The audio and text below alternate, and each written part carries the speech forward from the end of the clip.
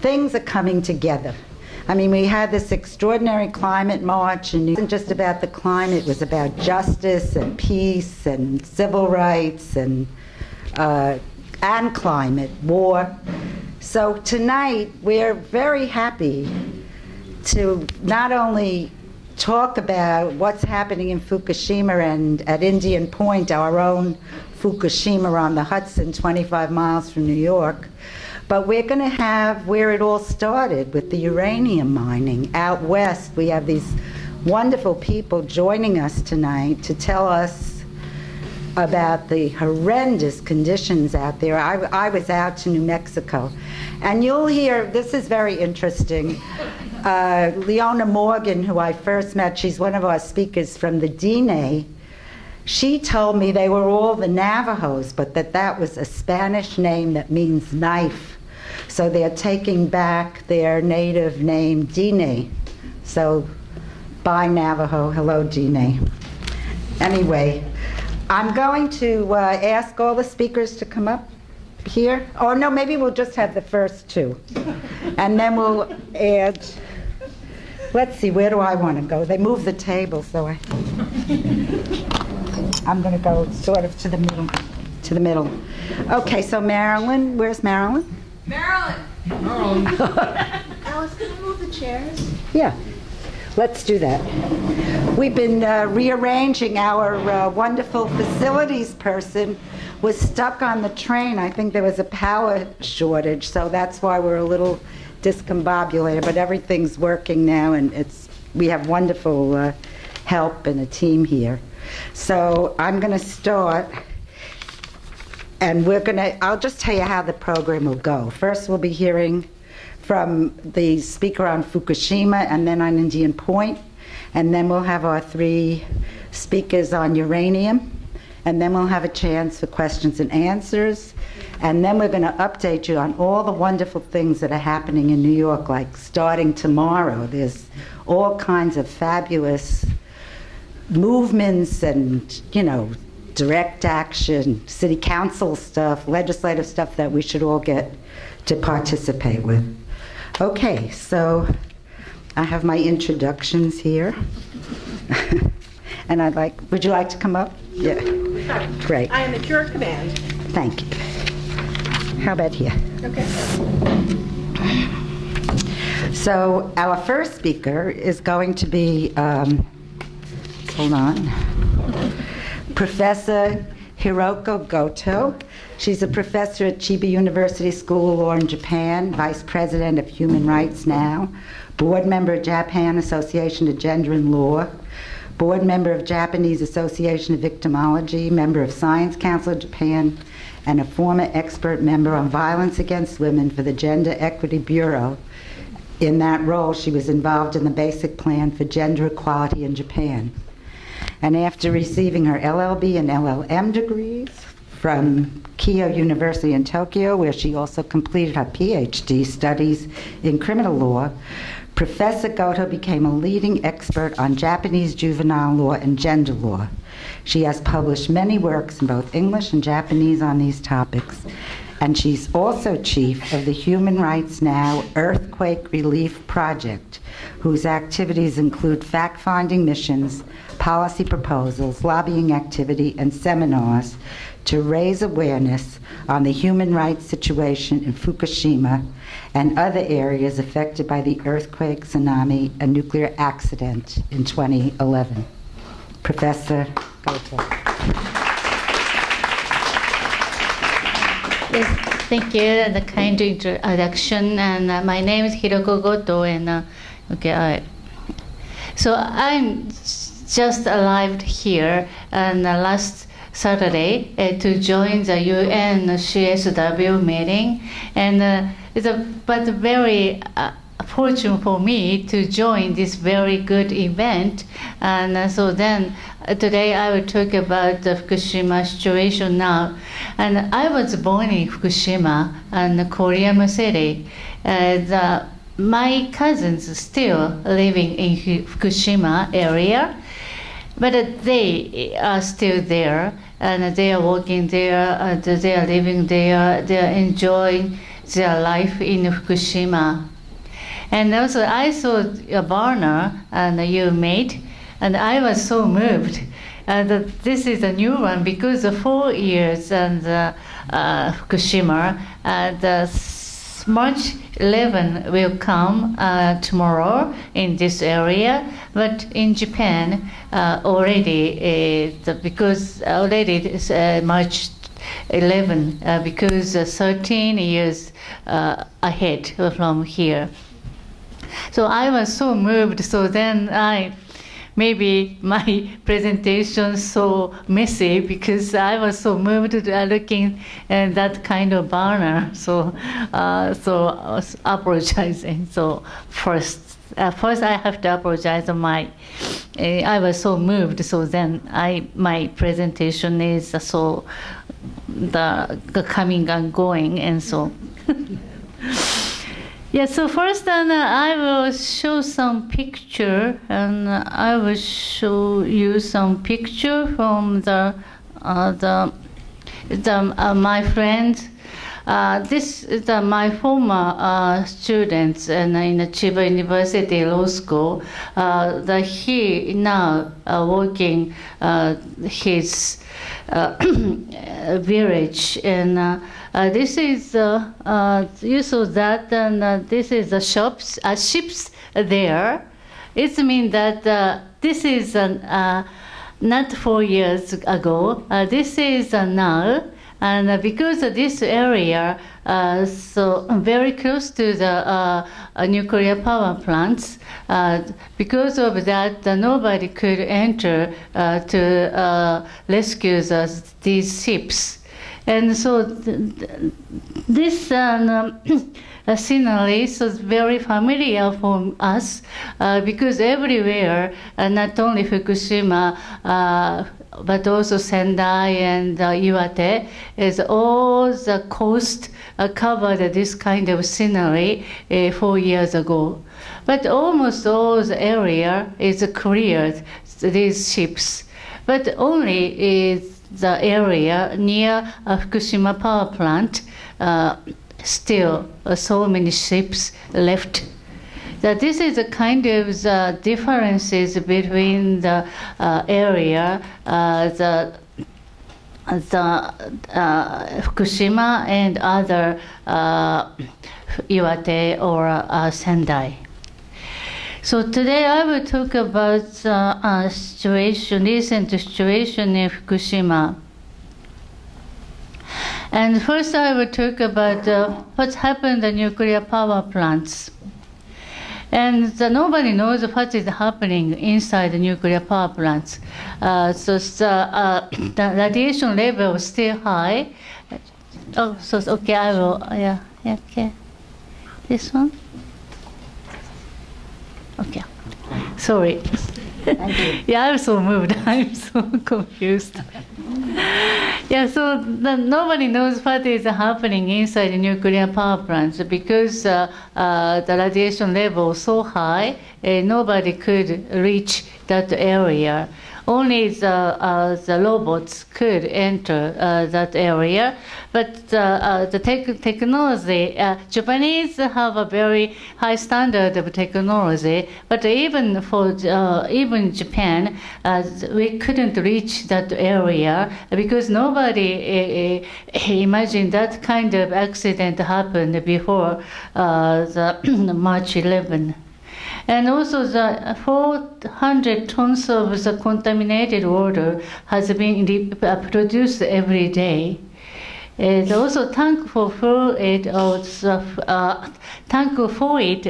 being full, and the contaminated water has been leaked to underground and the sea.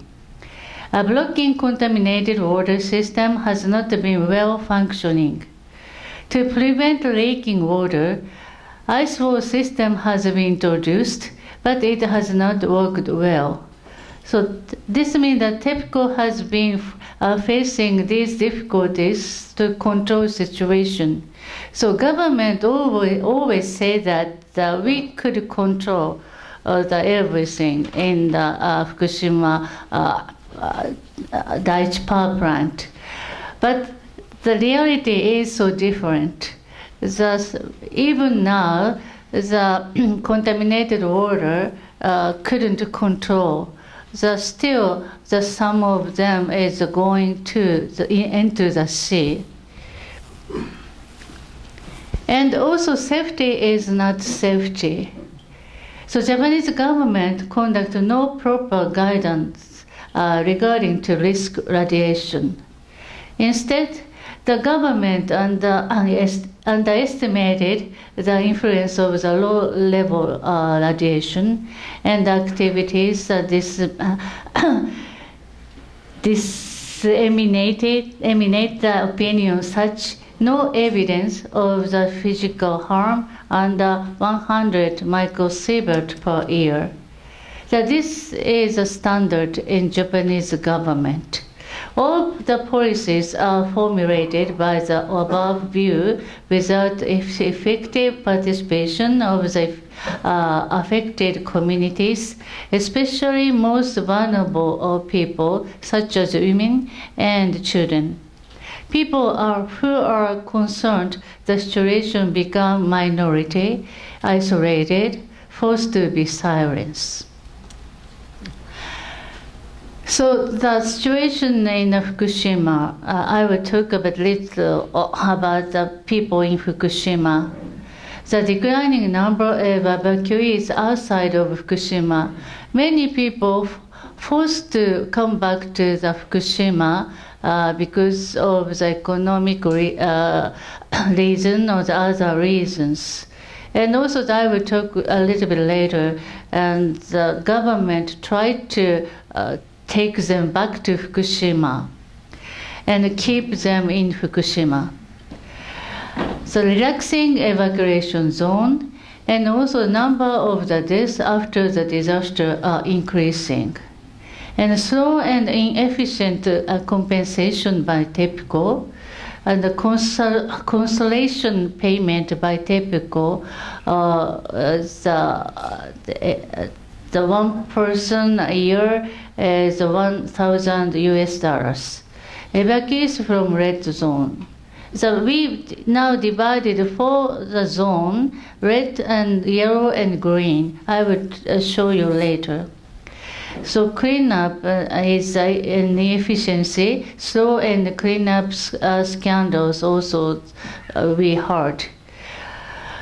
The Fukushima's victim support law has enacted, but no concrete measures taken yet. And the decreasing number of evacuees outside of Fukushima, as of 2012, more than 62,000 the evacuees outside of Fukushima, but now only the 47,000 evacuees from outside of Fukushima. Because they have two houses, and sometimes husband have to stay in Fukushima because there's no place to work outside of Fukushima. And he wants to continue his work, and that's why only the mother and the wife and children evacuate from the Fukushima. This means that they have to keep two houses. And also that the family divided, and also because of the family divided, and stress is increasing. So that's because they decided to come back to Fukushima, even the radiation level is not so little. And also that relaxing evacuation zone, the first the government draws a line and 20 kilometers from the nuclear power plants, but they changed the lines. And this is the recent lines. And the red zone is over 50 microsievert per year. We call the difficult to return zone. Orange zone is 20 to 50 microsievert per year restriction zone, and the gray zone under the 20 microsievert per year preparation for evacuation order release zone. This means that even the radiation level is very high, 20 microsievert per year. The government tried to release the zone, and this means that many people are forced to come back to that area. And also the many support to promote the return. New compensation policy if someone decides to back to the green zone. Can you go back to that map? Okay.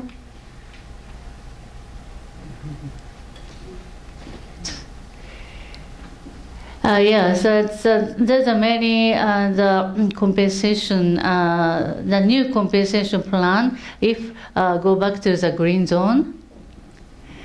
And also the new community support plan in evacuation zone. And the new business support plan in evacuation zone. These are policies that force them to go back to the Fukushima and also the nuclear power plants area.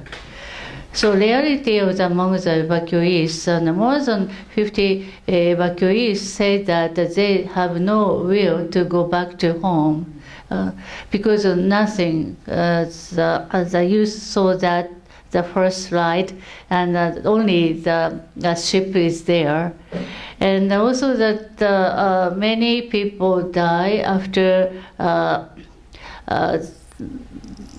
the evacuation happened. And also the number of the death evacuees are still increasing. And many families are still living separately. The new school will be open next to the green zone.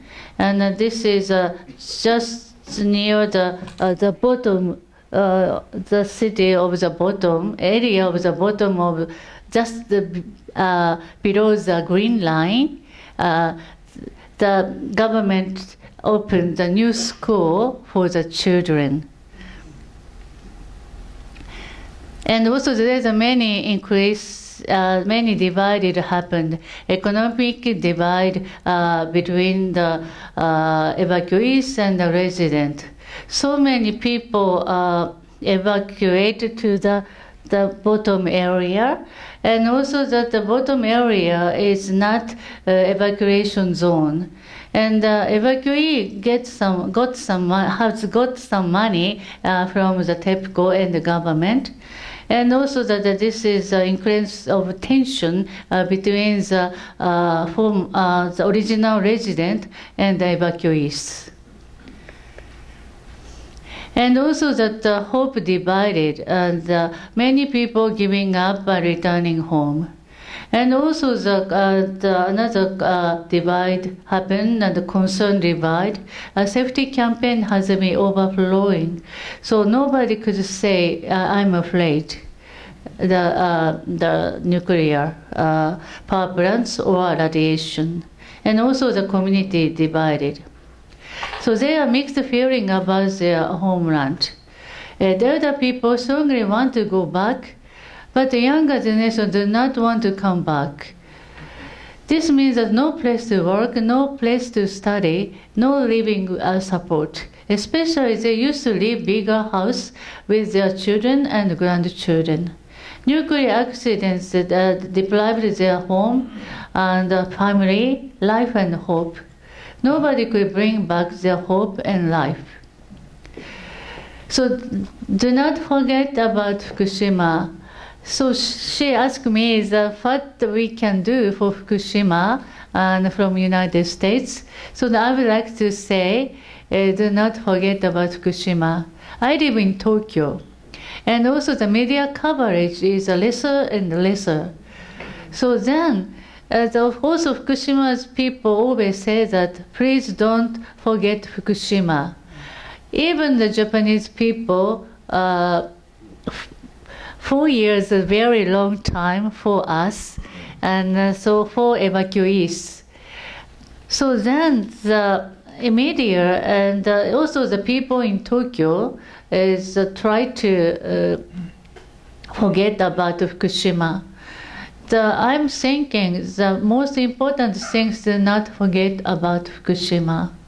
And to show your will against nuclear power plants in US, that this is a kind of the very support for us, because our government tried to restart our another power plant again, and in this year maybe.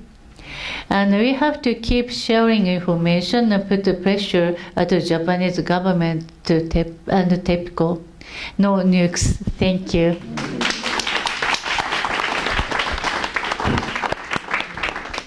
Thank you so much. That was so moving, and we'll all hold this in our heart. And Fukushima is a warning to us, because we have our own Fukushima on the Hudson, 25 miles up the river. And we now have Marilyn Ely, who's been doing wonderful work in Westchester. Thank you, Alice. And I also want to thank Marilyn, because this whole program, except for our last speaker, she put it together Sunday up in Westchester, and we're piggybacking. We have all these wonderful people from the Southwest here, thanks to Marilyn. So I'd like to tell you a little bit about her, and let's keep Fukushima in our heart and shut down Indian Point as well. Marilyn has been working to close Indian Point for the last 20 years. She's co-founder of Westchester Citizen Awareness Network and one of the original members of the Indian Point Safe Energy Coalition, IPSEC, a coalition of grassroots and environmental organizations in the lower Hudson Valley. She became involved in this issue because of her concern about the unsolvable problem of high-level radioactive waste, a toxic legacy that we are passing on to untold generations. 300,000 years, by the way. I mean, all of recorded history is 5,000 years. How are we going to figure out what to do with something that lasts and is poisonous to us for 300,000 years? Marilyn has also learned to watchdog the Nuclear Regulatory Commission. She has regularly attended Nuclear Regulatory Commission meetings and has seen 3 regional directors come and go. She's learned how to read NRC reports for what is hidden between the lines, and on occasion is the only person in the room who can attest to changes in the regulatory position because she was there at the original meeting. She firmly believes that the next year is critical in determining if the reactors at Indian Point will be relicensed to operate for another 20 years, or if they will be denied a new operating license. And I don't know if we're ready, but... Okay, well, Do you want it's like there's, yes, I'll be right there. Oh. Yuko, it's a folder that says New York City. Yeah, I know it's... Well, in the meantime... In the meantime, let's get started. That's all right. Do you want a few minutes, Marilyn? No, not at all. We started late, so we'll go now. Can I just put that in my pocket so I can stand up? Yeah, whatever's you prefer. I don't know how that works, but... I think it'll work just fine. Okay. Yuko's a whiz with setting up things. Thank you, Yuko. I am sorry that and Alice, thank you for that lovely introduction. Sometimes you do the revolution just by showing up. And I've been showing up for a while, so other things just flow from that. And this was probably the second time I was going to try PowerPoint, or not even a PowerPoint, but just some photographs, and it reinforces why I don't want to do that. So I'm here, I live 3 miles from Indian Point, and I have worked and listened and watched that plant for a long time, worked on the documents that we have submitted for contentions, and been really a part of a grassroots group called the Indian Point Safe Energy Coalition. And I'm not saying me, but because of the work of the grassroots organizations in Westchester and in our area, that plant has the longest period, the longest time for renewal of any plant in this country. It has been 6 years, and we have fought every step of the way. It's Clearwater, it's Riverkeeper, it's the Indian Point Safe Energy Coalition, and it's all of us saying this plant is dangerous, it's dangerous for us, and it's dangerous for New York City. I particularly appreciate you being here tonight because there are so many people in New York City that say, Indian Point, what's that? You know, they don't have a clue. So I'm counting on people who are in this room tonight to help change that, and to talk to not only your neighbors, but to talk to your your borough people in your borough, to talk to your city council people, and to talk to Bill de Blasio. He has not come out on a position with Indian Point. The governor wants to close it, and will do what he's doing, and he's been very helpful. And if Bill de Blasio wants to work with him and close it, I think that will be the final straw that will shut that plant down. So you have a charge tonight, and I'm giving it to you right up front, because you will hear a lot of other very powerful information tonight. And when you go out of here, just remember what you're supposed to do with it. You have an assignment. Okay. What I'd like to do very briefly in my next 10 minutes is sort of unpack some of the issues that surround Indian Point. When it comes to electricity, people think of it maybe once a month when they get their bill. You flip the switch on, it's just there. People do not think about how it's generated, what the cost of that generation is. What we really have on our bill is not the whole cost. There's a lot that goes on with nuclear power that's off the books. It's off the records. And you'll hear more about that tonight. It's very important, and you need to know about it. And the first thing, in fact, I'm going to give you 3 words: waste, water, and weapons. Those are the 3 things to remember about Indian Point. And we're going to start with waste. I'm going to start with waste because that's what got me into this so many years ago.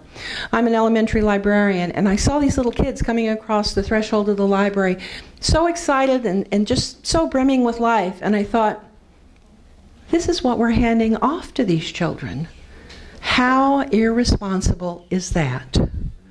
We can't clean up our own mess? And that's what nuclear power is, from the beginning of the fuel cycle to the end of the fuel cycle. And as adults, we need to change that, and we need to be responsible and knowledgeable about how we use a precious resource like electricity.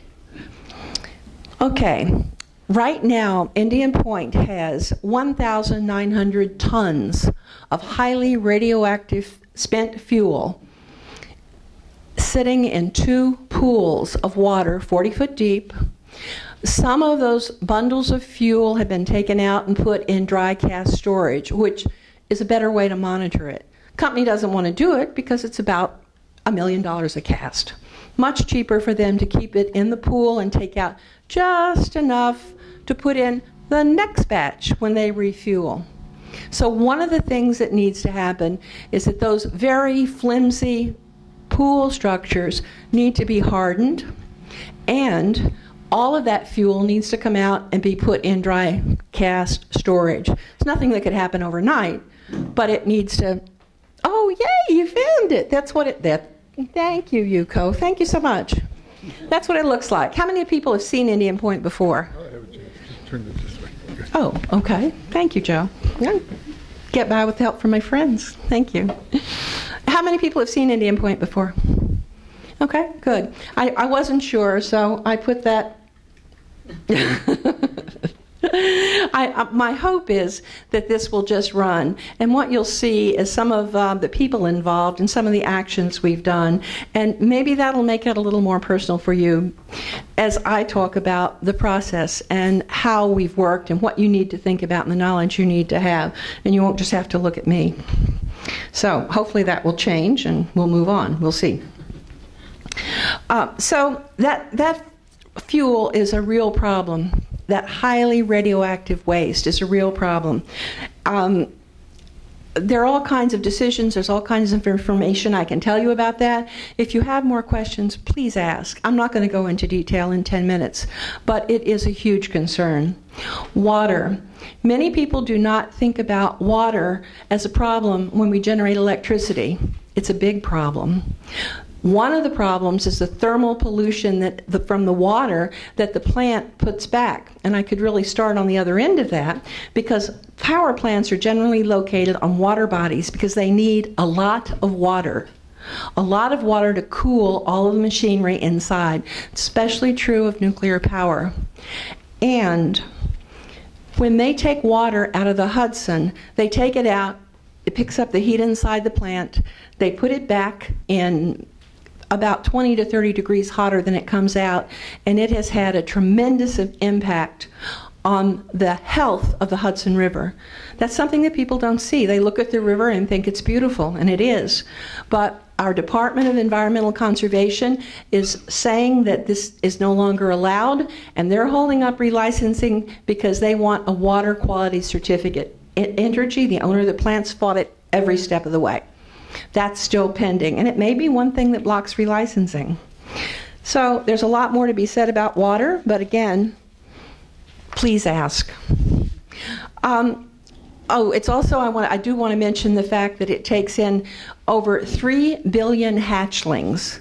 That's another way it's changed the ecology of the river. It takes them in, sucks them in for the cooling, through the cooling intake, kills them, kind of swishes them around like a blender, and puts them back out when the cooling water is dumped. What we need is closed cycle cooling, which means that they would use the water, the same water over and over. It would save 90% of the fish, and it would cut down on the water by 97%.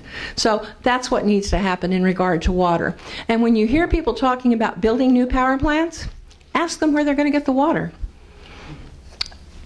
People don't think of that either, and now you know about it. In this city, you see a lot of advertisements about how Entergy and Indian Point keep the subways running and keep the lights on. What I'd like to say about that very briefly is, it's not true. It's a lie. Indian Point generates 2,060 megawatts of electricity. We don't know where it's sold, except for 560 megawatts, which is sold to Consolidated Edison. And no matter where electricity is generated, Consolidated Edison delivers it to your home. And you can trace that because Con Ed is still, I'm looking for my time, oh, okay, is still the only utility that delivers electricity. So we can trace what goes out on a public company. We cannot trace where else they sell it on the spot market. The guess is that they're selling it through, we have quite a good grid now, and it moves electricity around very quickly. We think that they're selling it in 2 points, east and west. I wish there was a way I could tell you where they sell it. They won't tell anybody. There was a hearing with some state senators and so on. They wouldn't tell them either. So they sure don't talk to me about it. I wish we knew. But it's not responsible for turning on the lights. The Port Authority does not have any contract with Entergy. Your subways are nuclear power free. So thank you. That happened last 2 years ago, September 28th. And Yuko and I were there, actually. Thank you. I have 5 minutes. We did a demonstration right in front of the subway station. And people were surprised then, and many people are still surprised. Weapons. Our world is awash in plutonium. We could run our nuclear power plants without ever mining another ounce of uranium. We choose not to do that, and most of that has to do with corporate profit and corporate interest, and the fact that it's sometimes cheaper to mine it than to reuse what is already stored, and lots of other political reasons. We do not need any more plutonium in this world. It's one of the most poisonous substances on the face of the earth. And we continue in every civilian reactor, we continue to produce near weapons grades of plutonium that can be used for nuclear weapons. Alice has been very involved in that, and I will leave her to tell you the details about that, but it's another reason that we do not need to generate our electricity with nuclear power. There's some information in this paper about the evacuation zone. What would happen if all that plutonium was involved in a catastrophic release of radioactivity? Well, I would be, anybody in the 10-mile zone would be in a real problem. So would New York City. Nuclear power plants make very close neighbors of us all. And people trying to get away from New York City would be right here. If it were spring, like it's almost now, and the wind was blowing south from New York, from Indian Point to New York City, you would also be contaminated. You heard about the zone, the exclusion zone around Fukushima. There's an exclusion zone around Chernobyl. It lasts for an awfully long time. So if there was a catastrophic release and you had to leave, you could count on being refugees and not going back to your home for who knows how long. So that's something else to keep in mind with Indian Point. And what I want to close with is the fact that we do not see the pain and suffering that is caused by the beginning of the fuel cycle. We sit right in the middle.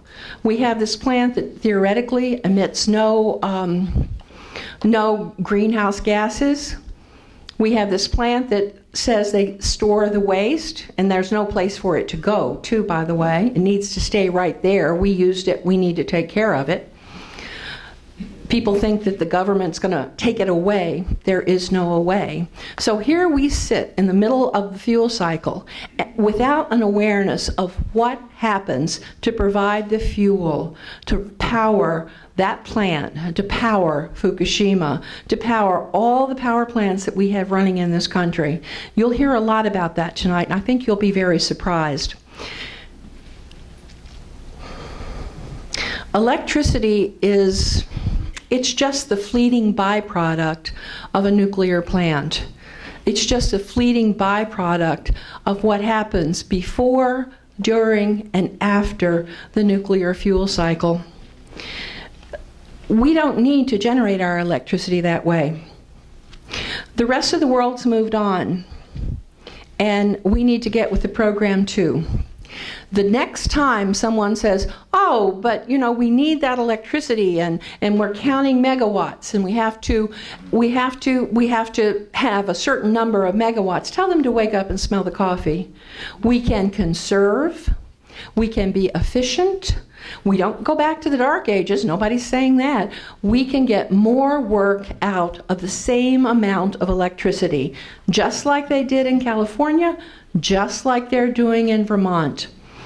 Their economy, the graph for their economy went up like this, and the graph for their usage of electricity stayed like this. And that was because of their careful planning and their determination to really make their electricity work well for their state and for the planet.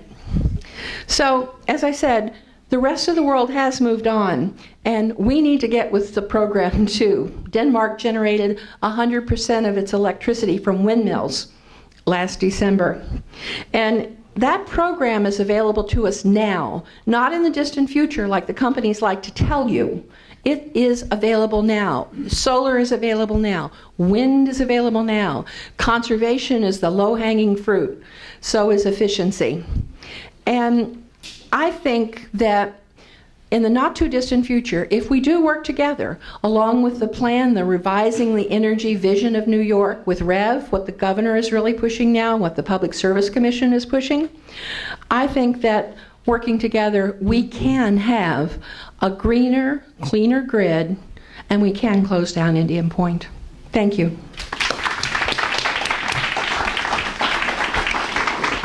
Thanks so much, Marianne. And now I'm going to call our three panelists up together and introduce them as a group.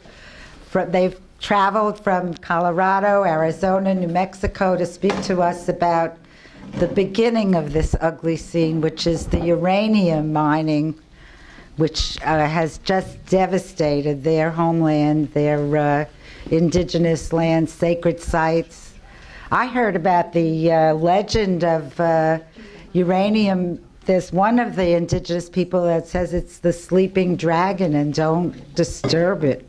That was part of their history and their legend, and we disturbed it to make the bomb. And every one of these reactors is a bomb factory. I mean, that's how you get nuclear weapons. And they actually sold nuclear power to make the bomb more lovable. Like we were going to have a peaceful atom. It was like a whole psychological mindset that they were working on us, and particularly in Japan after Hiroshima and Nagasaki. So now we're just so happy to have with us these fabulous activists. Leona Morgan, here. I met Leona. I wanted somebody at the UN. We were doing a non-proliferation panel, and I wanted a native indigenous person to speak about uranium, and everybody said Leona, Leona, Leona, and we had her in New York, and now she's like on the celebrity circuit here. And rightly so. And she deserves it. She is Dine, which she explained to me used to be Navajo, but Navajo was the Spanish word for sword. They were named for dagger, right? Something like that. So the Spaniards gave them that name, so they're reclaiming their own language. So now when you hear Dine, you know it's out in New Mexico where we used to think there were Navajos. But those were, a colonial construct. The focus of Leona's current work is addressing uranium mining issues in the Southwest and in indigenous communities with collaborations between anti-nuke organizations and activists. In 2014, she co-founded a network called Dine No Nukes, a Dine initiative created to watchdog and address uranium and nuclear issues within the Dine traditional homelands known as Dineta. She graduated from the University of New Mexico, earning a Bachelor's of Fine Art with 2 majors in Art Studio and Native American Studies. She has been involved in environmental justice work as an organizer, educator, public speaker, lobbyist, volunteer, web designer, and photographer since 2004. And I'm going to introduce all 3 of us, 3 of our speakers here. Next to Leona, is Clay Benally.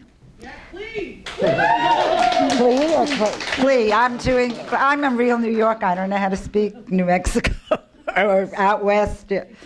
Clee Benally is currently a campaign organizer for Clean Up the Mines. This is a national effort to address toxic contamination caused by thousands of abandoned uranium mines throughout the U.S.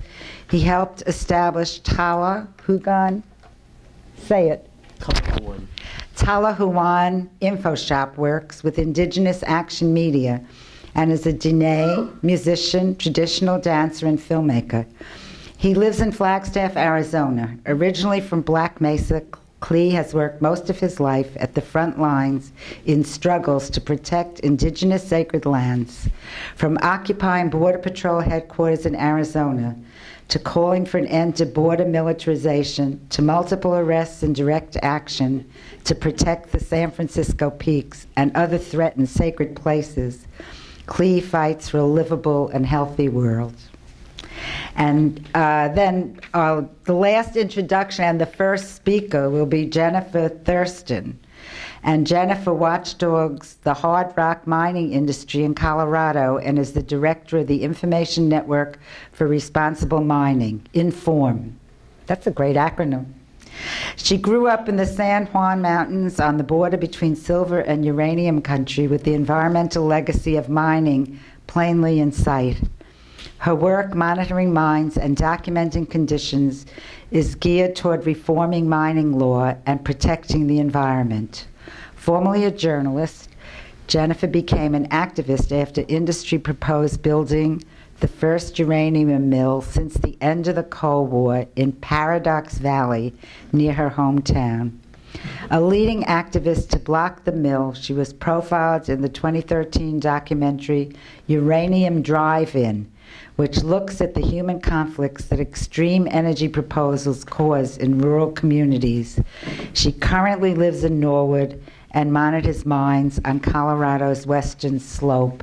And I just think it's such a privilege that we have these people here, that we can connect the dots, that we're not living in our, our bubble, but that we can really feel where this is coming from, Mother Earth, and how do we connect. And these people are just like a wonderful representation of what we have to deal with when we're not just talking about closing down Indian Point, we're talking about changing the whole system, for a lovable Mother Earth. So I'd like to begin with you. That's it. Thank you, Alice. I'm really glad to be here, and I really love hearing all these New York accents, even if the pronunciation isn't that great. But it is a real privilege to come and connect with people on the other end of what we're dealing with in our part of the world. I guess I would like to say I do work for an organization that's about quote-unquote responsible mining, but I think the theme of the evening is that there is no such thing. So Yeah. I just keep that in mind, I guess. The name of my organization is a real lie. I'm just going to show you here, there's a map of all of the uranium mine locations in the western United States, every one of those dots. We don't know exactly how many there are, definitely over 10,000, maybe 15,000 uranium mines in this country. And the vast majority of them are truly abandoned and forgotten by time. A really significant national cleanup problem. That's what they look like often. This mine is owned by my state representative, and so I get a little focused on that. I wanted to talk to you about one way that we are deeply connected, and that's through our national energy policy, which is the all of the above strategy. And I always like to talk about, pay tribute to President George W. Bush. I'm sorry? Sorry about that. It's all his fault. Basically, we thought the industry was largely dead in terms of uranium extraction in the western United States. After 3 Mile Island, it slumped so much, and basically uranium extraction here in the United States went abroad. And now most of the uranium for our nuclear power plants in this country is produced in Kazakhstan, Canada, and Australia, the vast majority of it.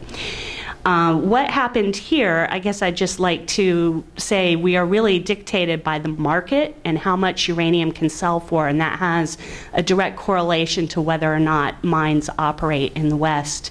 This is just a price chart of the uranium price over the last 30 years. And on the left-hand side, that's the decline that happened after 3 Mile Island. And we were in quite a slump for 3 decades. And the large peak on the right there is the run-up just before Fukushima, after the Energy Policy Act of 2005 passed.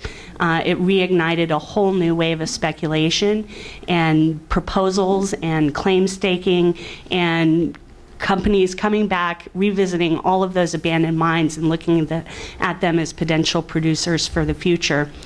After Fukushima, the market dropped out, and that's where we are. Several months ago, we hit the bottom, and now the price is starting to tick back up, and as it goes up every day, our threat level increases. And we have to continually deal with just constant hype and BS from industry. They lie. There's just no question about it. They would like to wave away all of the problems of the past and say that it doesn't happen, but it does. All of the operating uranium mines in this country continually have permit violations. They have water contamination problems. It goes on and on. This guy is George Glazier, and in his hand is some yellow cake, and he's offering it to a reporter just to demonstrate how harmless it is, but it's killed thousands of people. This guy has a footprint in most uranium states, including in the large project that's proposed in Virginia. If you see him, run fast. It's my advice. So we're dealing with a lot of hype. If you go to the EPA website, you'll see a photo like this one. If you wanted to learn about uranium mines, I call this the Gone with the Wind photo. It's so lovely, but I'd really like to show you what it really looks like. So we're constantly confronted with a different version of the story when industry and regulators talk, but it's absolutely the opposite from people who are affected. Here's a mill. It looks like a great place to go on vacation, doesn't it? You could have a nice drink by the water. If you've got a uranium mill, you really ought to take a photo of it at night, because that's what it really looks like. Hope you can see that. That's a big orange cloud of sulfuric acid exhausting from the mill because they had a little accident that day. And the problem with uranium mining and milling and processing is really the radioactive waste is such a huge impact. And the majority of all of the radioactivity and releases from the entire nuclear fuel cycle chain actually happen in what we call the front end, which is mining, milling, conversion, enrichment, and fabrication before you get to the nuclear plant. That's 5 major industrial steps along the way, each one of them with serious impacts. And this is an aerial view of a uranium mining area. There's several dozen mines in that photo, and that's sort of the land disturbance. It really creates huge disturbances. Each one of those little white lines is a road. But the mine permits themselves are really quite small. And it's the cumulative impacts, the fact that mines are often in clusters and concentrated areas, that create really significant environmental concerns. So I'd like to give another example of that, and I know that you probably cannot see the words on the top up there where the markers are, but this is the community of LaSalle, Utah, which is a small town that is ringed on all sides by uranium mines. The marker up on the right marks one of those mines, and to the left of that, in the middle, the marker is marking what's known as a radon vent. There basically are holes in the ground with shafts, basically, that allow the radon gas, the radioactive gas out of the mine to be vented and released into the atmosphere. And you can see a little plume coming off of that. Normally radon is invisible, but it was a cold morning, so there's condensation. But to the left of the photo, where the radon is being released in the direction that it's moving, that's an elementary school. So we're really talking about pretty significant impacts to people who live near mines that are really quite unacceptable. And really the most biggest long-lasting concern, other than radioactive waste, that we have very few solutions for are the impacts to water. Surface water contamination, groundwater contamination. Once your well is poisoned by a uranium mine, you're very unlikely to get it back. And it's happened to plenty of people. I wanted to show you this was one of the largest mills. This is what a uranium processing mill looks like. This one was in New Mexico. They're really kind of just this nightmarish industrial landscapes. And they have basically what are called tailings ponds, where they put all of the waste into a hole in the ground and they cover it up with water. This is a picture, 4 different pictures of the same pond. So you can see that the water is a different color in each one, and that's because, they're kind of tinkering with the chemistry of it. It's not a nice pond, that you can just go hang out at. They're definitely toxic. Here's a close-up of the surface. And there's an interesting story behind this one. Those wooden planks that you see, that's the plank where the workers are supposed to walk out and go take the samples of the water. Obviously, they couldn't do it that day, but they did it 4 weeks earlier. They just couldn't do their monthly sample this day because finally the walkway fell apart. After the mill and after that stuff comes out of the tailings pond, it turns into a tailings impoundment where they create these massive waste dumps that are usually covered with rock, sometimes just with soil and grass, and it lasts forever. This is the one that's closest to where I live. It's about 10 years old. They finished construction 10 years ago. And even though it's engineered to last for 200 years, the first inspection report came back last fall, and already there are problems with erosion and part of it is crumbling away. So they couldn't even get 10 years on that one. After milling, there's conversion, another industrial process where the uranium is basically turned into a radioactive flammable gas called uranium hexafluoride, and that's then used to make nuclear fuel. That plant is in Illinois, and when the workers went on strike there, they erected these crosses out front to commemorate their fallen colleagues who had all died from cancer, 42 of them at that one plant. And then, ultimately, in the old days, you know, most of the uranium was enriched in Tennessee at the Oak Ridge plant. I'm sure you have all heard of Oak Ridge, Tennessee, and all of the nuclear activities that have gone there. And now there's actually a laser plant that has recently been built in New Mexico, and they're considering trying to get one built in North Carolina, and it's kind of coming back, but these are pretty significant facilities. I wanted to show you, this is a picture of a 100,000 ton uranium pile, basically a rock pile, and how much waste that actually causes. And the picture on the right just gives you a little bit of perspective about the size of that pile, what 100,000 tons of rock looks in comparison to a cow and her brand new calf. The calf was born there. At the end of the process, there's 24 tons of spent fuel that comes out of the nuclear plant, and that's highly radioactive waste. It also creates 500,000 tons of waste rock, which is just left on the ground at the mine site. And it's obviously it's not high-level radioactive waste, it's low-level, but it's contaminating a lot of areas, and eventually all these piles erode and are going to stay on the ground. And you know, we basically, I've never been to a uranium mine or mill that wasn't grazed by cattle. So I'd love to let you know that this is where your supermarket beef originates, and just have you think about that. And I know I'm at the end of my time. I just want to kind of make one request of you.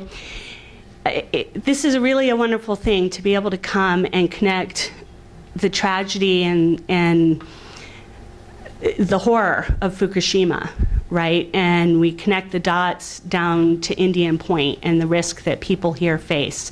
And we have Clea and Leona who are going to connect that point even further to the things that their people have experienced. In closing, I would just love to ask all of you to do one thing, particularly since you're here in New York City and so much of your power does come from a nuclear plant. Some of it does, yeah. Yeah, well, it goes somewhere. Way too much. Way too much of your power comes from that horrible nuclear plant. Right. We're in a nice, well-lit room right now, and I would love it this evening when you go home if you will just step inside your door and put your hand on that light switch and spend 60 seconds in silence thinking about the things that you've heard tonight and the connections that we have to each other all around the world, and just have a moment of silence and realize that when you are ready to turn on that light switch and have light in your home tonight, you're contributing to the death of another human being. Think about that. Thank you. Is it, do I go over there? Okay, come on there. I wanted to.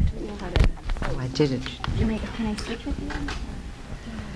Thank you so much, Jennifer. And I think it's so powerful, that thought, but I think we also have to know that we have free abundant energy if we make the switch over to the sun and the wind and the geothermal that won't hurt anybody. That it's all there for us. It's like, it's just a matter of changing the system. We have all the solutions, and we'll be hearing about what's happening in New York City at the end. I want to talk about that a little bit. To go 100% by 2030, New York City. Excuse me? Green capitalism is still genocide, so I cannot on this. Okay, well, anyway, now I'm going to give the mic to Leona. Green capitalism is still genocide. Okay, I'm not going to talk about energy or really anything technical. So at the end, if you guys have any questions about anything I talk about, I'll be happy to elaborate on that stuff. Good evening. My name is Leona Morgan, and I live in New Mexico. I was born in Fort Defiance, Arizona, and I'm going to introduce myself in our traditional way, which is a form of a traditional system of governance, of family, kinship, of basically different ways we were living before colonization. And I'm not going to translate it, but I have a couple water clans, so that's what I'm going to say. Yat e she Leona Morgan Yanishia Torich Eatni Nishle Tenal Bithni Bashishtin Kia Ani Dashiche Tohiglini Dashanele. Shema Lena Jean Morgan will yeah. Shije James Morgan will yeah. She Beldil Dasenil de Shuran Ado Uranium issues ba Nashnish. So I talked about my mom and my dad a little bit, and on this photo here, this is a ISL mine proposal. This is actually a fully licensed ISL mine site in Crown Point, New Mexico. And I just want to start off by saying today the NRC was in Crown Point, New Mexico, giving an educational seminar. And so if you guys go to my Facebook, I just posted some photos and a little report back from some people who attended the meeting. I posted it 2 minutes ago, and it already got 44 likes. And so, what this picture is, it's my people's homelands on the mesa there. On this side of the mesa is where my mom is from, and then over the mesa is a place called Church Rock, New Mexico, and this is facing south. So the opposite direction to the north is where my dad is from, and these are places that they've been living, our family's been from for hundreds of years, probably thousands, but anyways. This picture here is, I like to show this picture because it's basically proof of the outright theft of our lands.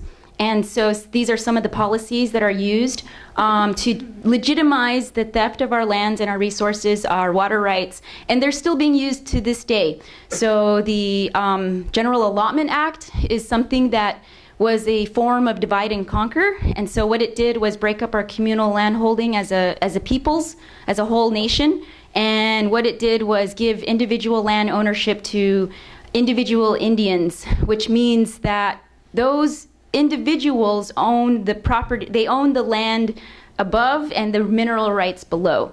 And that's very important because where I'm from is called the checkerboard area. And so to give you guys an idea of how far we are from from New York right now, you can see the Navajo Nation outline in orange in the blue map there. And really, what our area of concern is, as Diné people, is everywhere within the 4 sacred mountains. So you can see in the map, the darker dots here, that is Dinétka. And this is the Navajo Nation, which is about, a little piece in there. So most of our mountains, all of our mountains are outside of the nation, which means we do not have legal jurisdiction there. And that's important because in 2005, our nation passed a law that there will be no more uranium mining until at which time the council deems it, the past legacy dealt with enough that we can start mining again. And that question came up last year when one of our council delegates proposed a loophole to this law. And I'm very happy to say that we fought it and we were successful in not letting that happen. So thank you. And the contamination, Jennifer showed a slide of the entire West.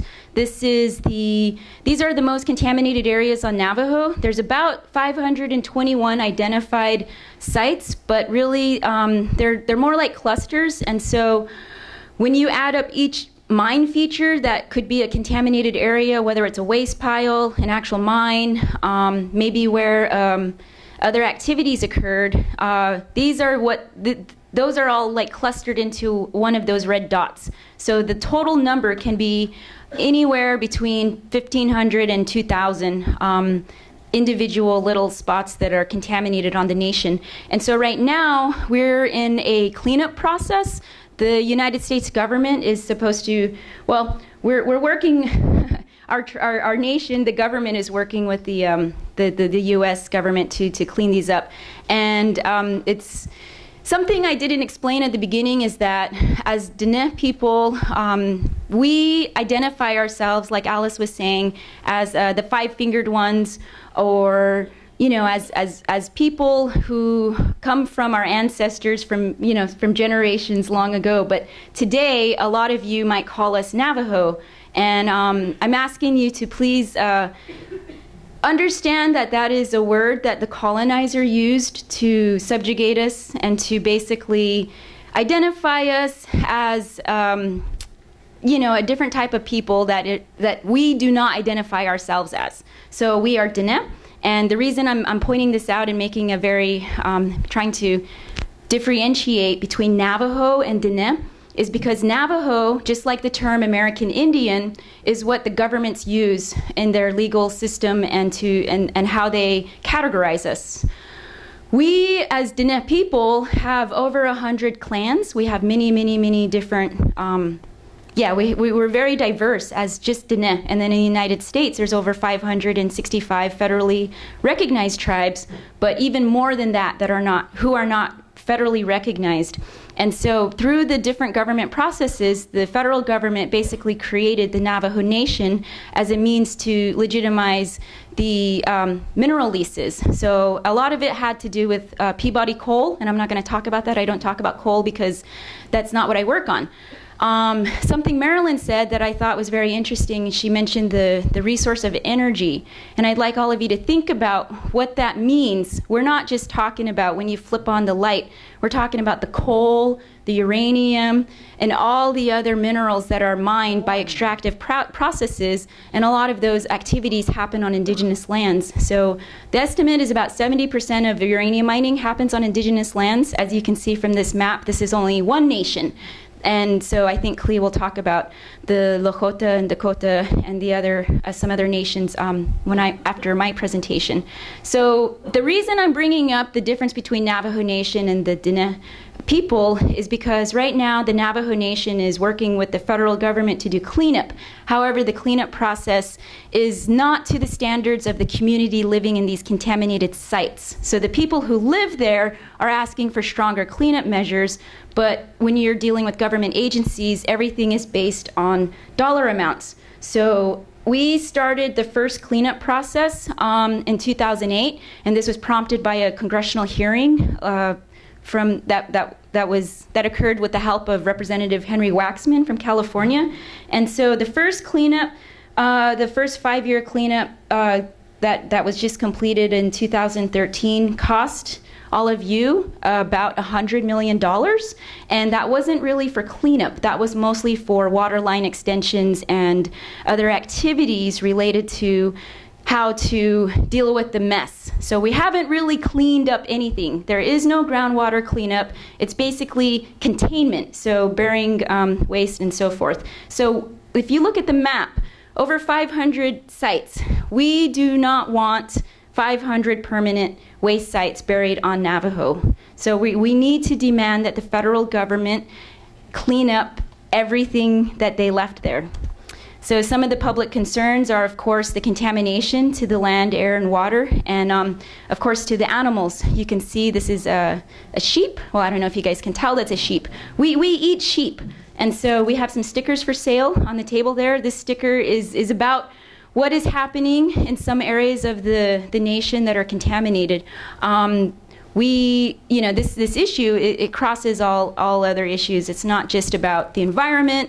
We're going to talk about sacred sites and other things like that, but it also crosses into other things like food sovereignty, reproductive justice, water rights, and so it basically touches every issue that you can imagine, the nuclear monster. So, of course, there's the human health concerns. One of the issues are the extreme lack of health studies. And again, that's an issue of federal funding. There's no solution to the waste. So just like you all here dealing with the waste from the spent fuel rods, we know there is no solution to how to clean up 100% the contamination that occurred. But that's no excuse. So that's one of the reasons why actually in some areas where the water is contaminated, our local water utilities capped those wells because they're contaminated from the past mining. And so because we're not using the groundwater, that further allows EPA and other agencies to say, well, the people are not using the groundwater, so it makes it easier for them to approve permits or renewals and that kind of thing. So the last one here, last bullet point is it's not economically viable. There's an estimate that in order for the uranium companies to start uranium mining, the spot market price of uranium has to be at least $70. We're not sure what that exact dollar amount is, but right now, when you looked at Jennifer's, I don't know if you guys noticed the spot market thing, it went really high. It went up in 2006, and then it went down, and then now it's kind of creeping back up, which is really scary. What I'm very concerned about is next year, or this year, if Japan decides to start the reactors again, that spot market price is going to skyrocket, and then we'll be dealing with uranium companies trying to come into the checkerboard area. So basically where all those contaminated sites are, also identify where the uranium is. How many of you guys know what reference man is? Okay, I'm running out of time, so let's ask that question at the Q&A period. So again, this is a photo of Crown Point, New Mexico. This is where most of my extended family lives right now. I have lost a grandmother to lung cancer, and I think that death, this was about 5 years before I knew what uranium mining was, and so the whole time when she was dying, everyone was wondering, well, how did she get lung cancer? She didn't smoke, she was a healthy woman, she was a strong woman, and it's in the middle of a rural location. There's not a lot of pollution, so when I went to my first uranium mining meeting, I just knew that's how my grandmother died. And then later, several of my family members were also affected by cancer, kidney disease, and other horrible health effects. And basically, most people whose families worked in a mine or live in proximity to a mine will tell you similar stories. And these are all anecdotal because of, like I said, there's a lack of health studies. But the nurses at the local IHS Indian Health Service facilities will tell you there are cancer clusters and there are increased rates of different health effects. And so right now an organization in Albuquerque is working on some of these studies, and we're finding out there's a direct connection to things like hypertension, autoimmune disease, and of course there's a Navajo neuropathy. And more. I can there's some links I can share later. This is an aerial view of Church Rock, New Mexico, one of the most contaminated sites on it's actually in the checkerboard area. So technically, it's not on the Navajo reservation proper. This what you're looking at is probably at least 50 different land statuses because of the aerial view. But in the closest part, there's private land, there's DOE land, and then this is the site of the ISL mine. So Crown Point, the picture I showed you guys a minute ago, this Crown Point project has 2 sites. So they planned to mine where that circle is, and then drive it 45 miles on skinny really poorly maintained roads to their processing plant in Crown Point. So you can see the central processing plant is right in the middle of town. And Church Rock is also the site of the world's largest release of radiation from one disaster known as the Church Rock spill of 1979. So just like Fukushima, we cannot forget. I'd like to honor the first speaker and what she said, because that's very important. We often forget too soon how dangerous these things are, and like our tribe think that, okay, well, we can start mining again. When the longevity of the effects are just incredible, we know that it's impossible to start moving forward, so quickly. I'm sorry, there's also the Northeast Church Rock mine. That is actually, there's two mines, and one is currently owned by GE. They were operated by United Nuclear Corporation, and the other one was Kerr-McGee, and these are about, I think they're about half a mile into the earth, and they're connected underground. And in between them is a community. We call it Redwater Pond Road, and there's about 6 families living there. Currently, part of the cleanup process is moving that family to their summer home. And so to this day, the federal government is relocating Indigenous peoples off their traditional homelands, or away from their traditional places. The entire Dinetka is our homelands, but this particular family, they're being moved from one location to another. Okay, the largest open pit uranium mine is also in Indigenous lands. This is in the Pueblo of Laguna. These are all from Google Earth, so you guys can see a lot from Google Earth. So we have the effects to a lot of the Indigenous people in New Mexico. One issue that we all are concerned about, different nations in the Southwest, is the contamination to our sacred places. I'm not going to talk a lot about this because I'm running out of time, but when you desecrate a sacred place, it doesn't just affect the environment, but it has a completely holistic effect to not only our culture today, but our future generations and how they utilize those resources. These are pictures of the community I was talking about, living between those two mines. And then I work with different networks, and so one of them is called the Western Mining Action Network. I work with several different organizations and networks. I'm not going to name them all, but I like this one because we get to travel a lot. We do a conference every 2 years. And so we went up to Saskatchewan to do a tour of the uranium mines up there. Klee is my relative by clan. And so as we are Dene, but up north in Saskatchewan are the Dene. The Dene have very powerful uranium, and they are completely inundated by uranium mining. We had to fly to their community. There was one community called Walston Lake.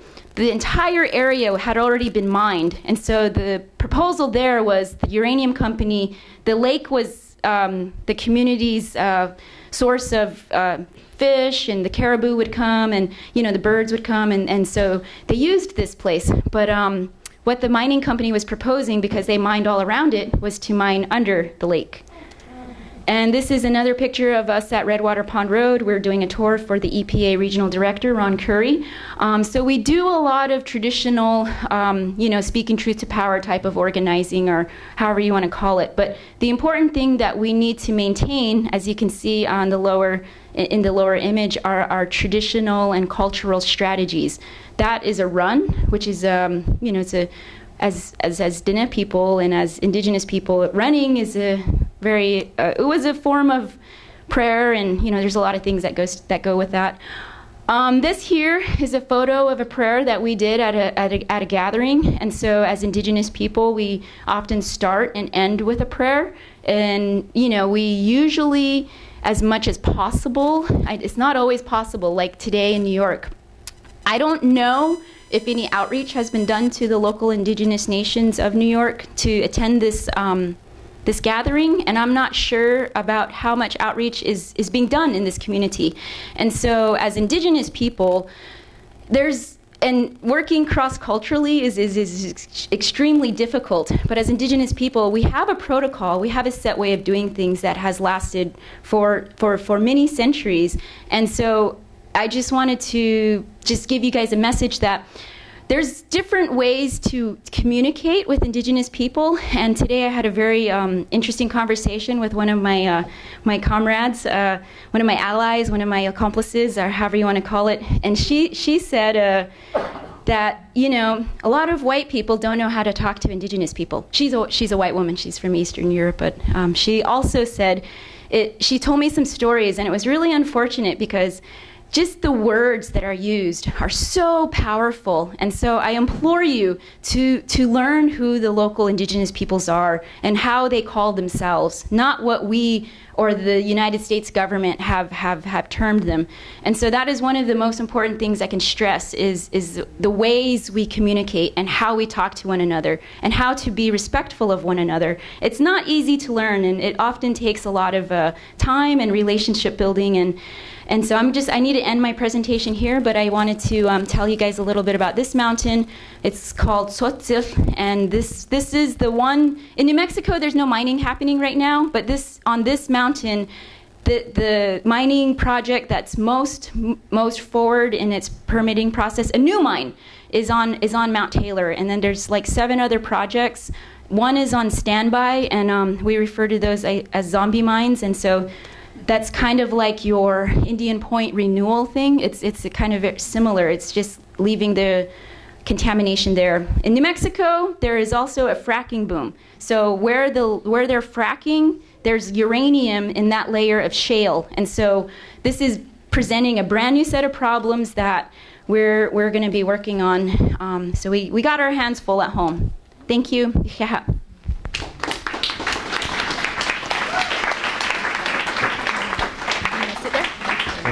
Yeah, I think I might. But you need to use this. I'm speechless. And I wish we had some advice before this meeting about our local Indigenous people, but let's keep that in mind, everybody, for next time. I know there's some group in Lower Manhattan that has some kind of an Indigenous presence here. And we're now going to hear from Clee, and then we'll have time for questions and answers. But I'm just going to ask everybody now to give this some thought. We wanted everybody to make some kind of a contribution that we can help them with funds for their expenses and the expenses of the meeting. So there'll be a box passed around. I forgot to mention it earlier, but please be as generous as you can. Thank you. Use it for and take checks. We'll take checks. Oh, a check to shut down Indian Point now, I guess. Okay. Yes, or it's to do to IPSA. Whatever you want to do. I don't even know. Checks are fine. They could go to IPSA. I'll take a check.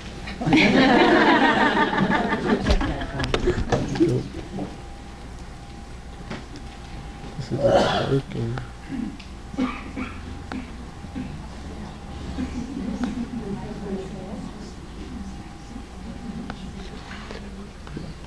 Let's see if this works. Yat eto hasin flo. Yat eto hiahet shabije. She klibenali in a she torchinish bashes chi nakadine dashanella shama e be'eth chi yaro be'eth chi dashiche.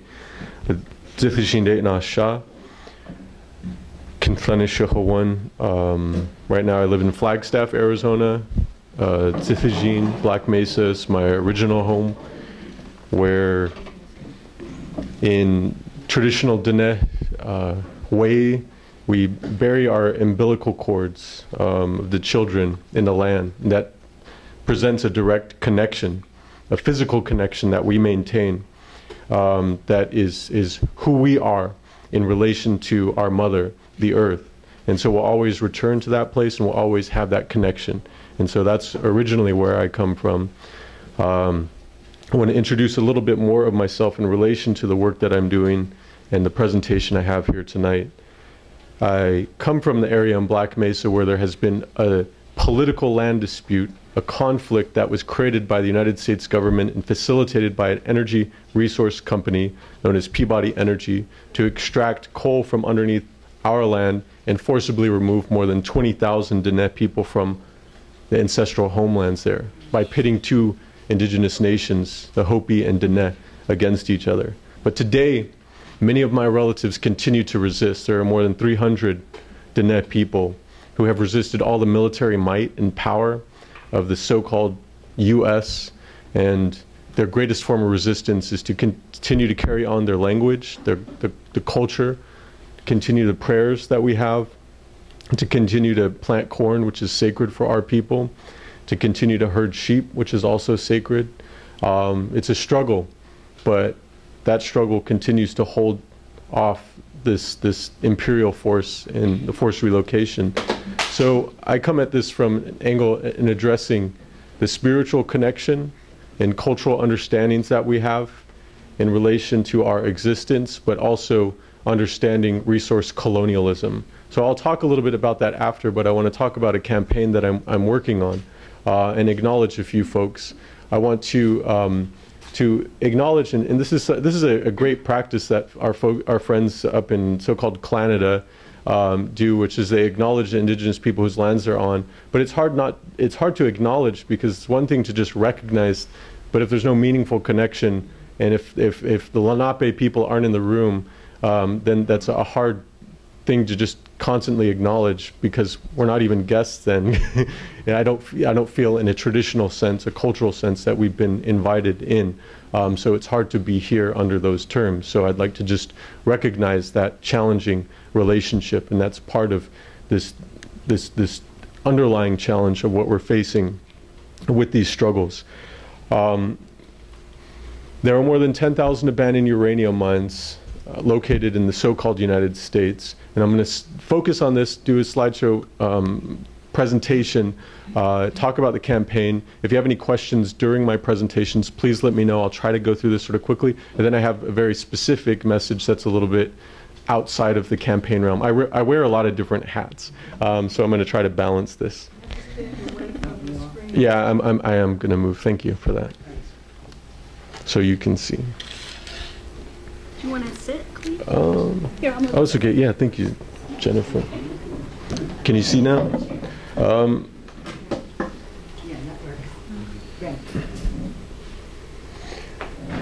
The true number and location of these existing sites hasn't completely been determined, because there's never been a comprehensive inventory on abandoned uranium mines. And so the number, as Jennifer alluded to earlier, could be very much higher than 10,000, and likely more closer to 15,000 or more.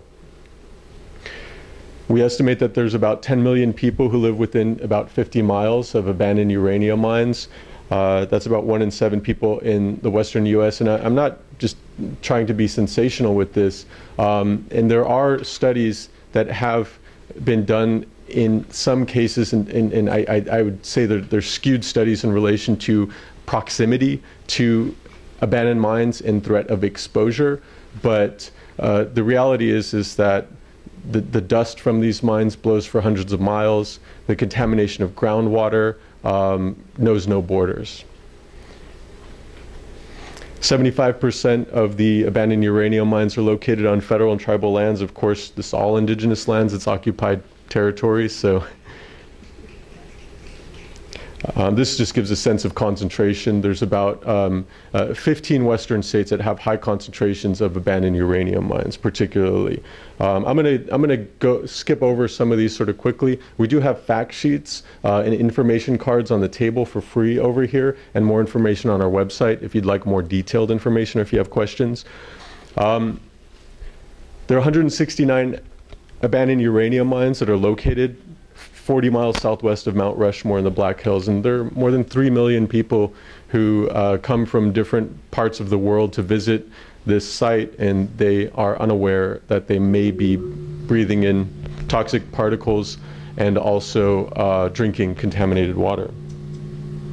The Black Hills are also a sacred place for Lakota, Dakota, and Nakota, and so forth. There are 5 wells and 15 springs in the Grand Canyon that have high levels of radioactivity because of abandoned uranium mines and uranium mining activities that are ongoing to this day around the Grand Canyon. And I'm going to actually just mention this for your reference, and I'm going to actually take a little bit more time to talk about the threats of uranium mining around the Grand Canyon today, but after this presentation.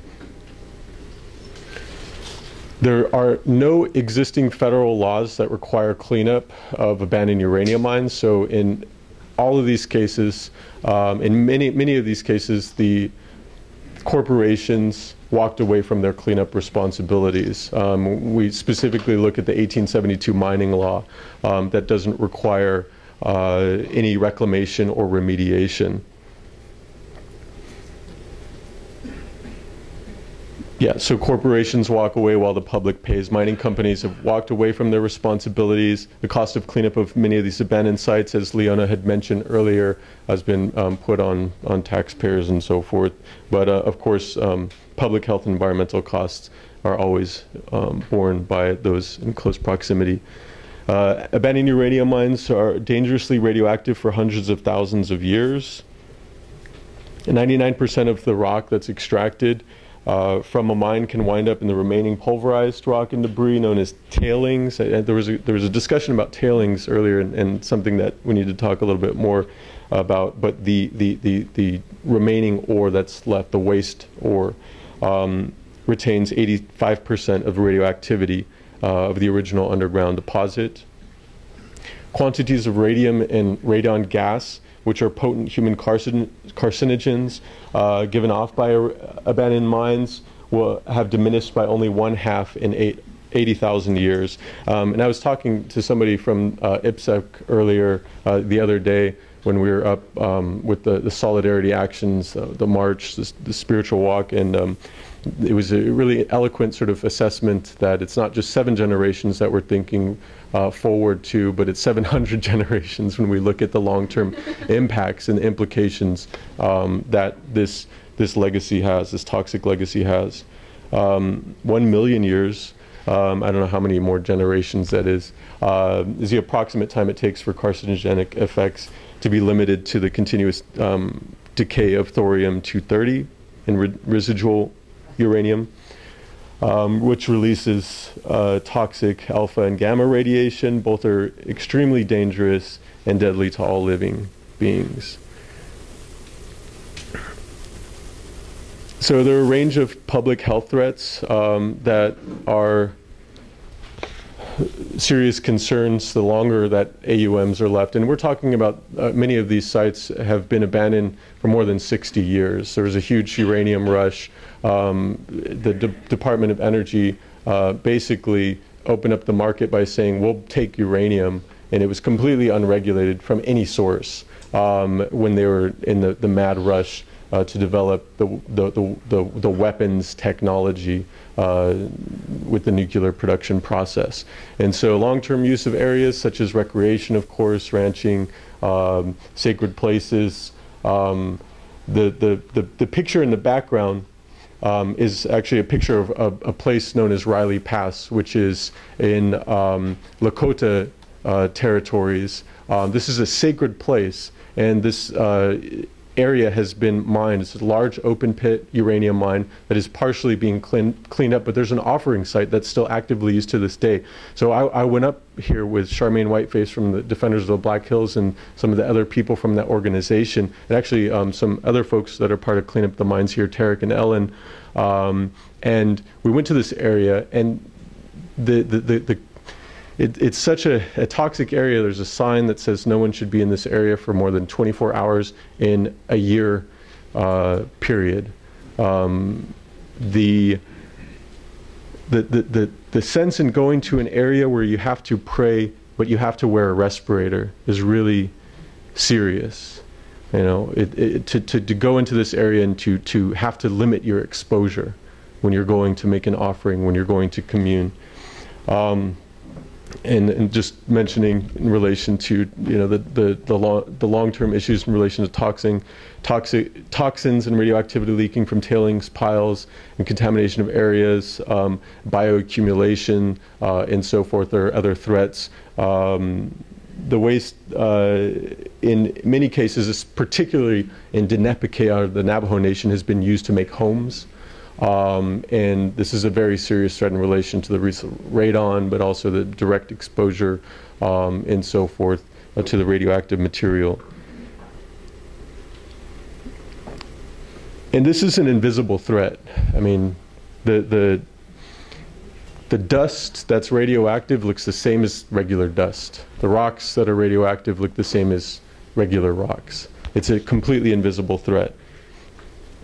And of course, Geiger counters and so forth, specialized equipment is necessary to determine this threat. This is actually a reading that was done very close to Riley Pass at a place called Ludlow in South Dakota. And this is Ludlow Elementary School. We had a reading that was done here, actually, the information. This is the reading. Actually, I'll get into, let me skip ahead real quick. So this is a statement that was provided by a nuclear health professor, Kim Kerfot, University of Michigan, and this is the private abandoned uranium, the private abandoned open pit uranium mine about 200 meters from this elementary school in Ludlow, South Dakota, emits 1,770 microrems per hour, more than 4 times as much as being emitted in many locations evacuated long-term as a result of contamination by the Fukushima Daiichi nuclear power plant disaster in Japan. So this is right now. This is happening, and there's very little education. There were no signs in this at this school when we took the Geiger counter there. So there are children that are right now being exposed to this toxic threat, and this is why we're calling this America's secret Fukushima, because this is just one mine out of more than 10,000 abandoned uranium mines. Contaminated water, there are a range of threats. Anybody know Colorado River? It's majestic. I was talking about the Grand Canyon before. It flows sort of the lifeblood. It's a sacred river as well for our people. Right now there's even a proposed development on the Navajo Nation by developers to try to make a gondola and a resort in the confluence. You might have heard of that, which is absurd. It flies in the face of our struggle to protect our cultural survival. But due to uranium contamination in the Colorado River, the drinking water supply for half the population in the western U.S., which is about 27 million people, is threatened. And this is 7 states rely on the Colorado River as the lifeblood for agricultural purposes and so forth. Let's skip a few things. Actually, I want to get into just the action component in relation to this campaign. Clean Up the Mines right now is focused on a strategic vehicle that we're trying to use to force the United States Congress to take responsibility, because there's these irresponsible corporations and negligent government agencies have allowed this crisis to continue, and for corporations to just profit with the ability to just walk away.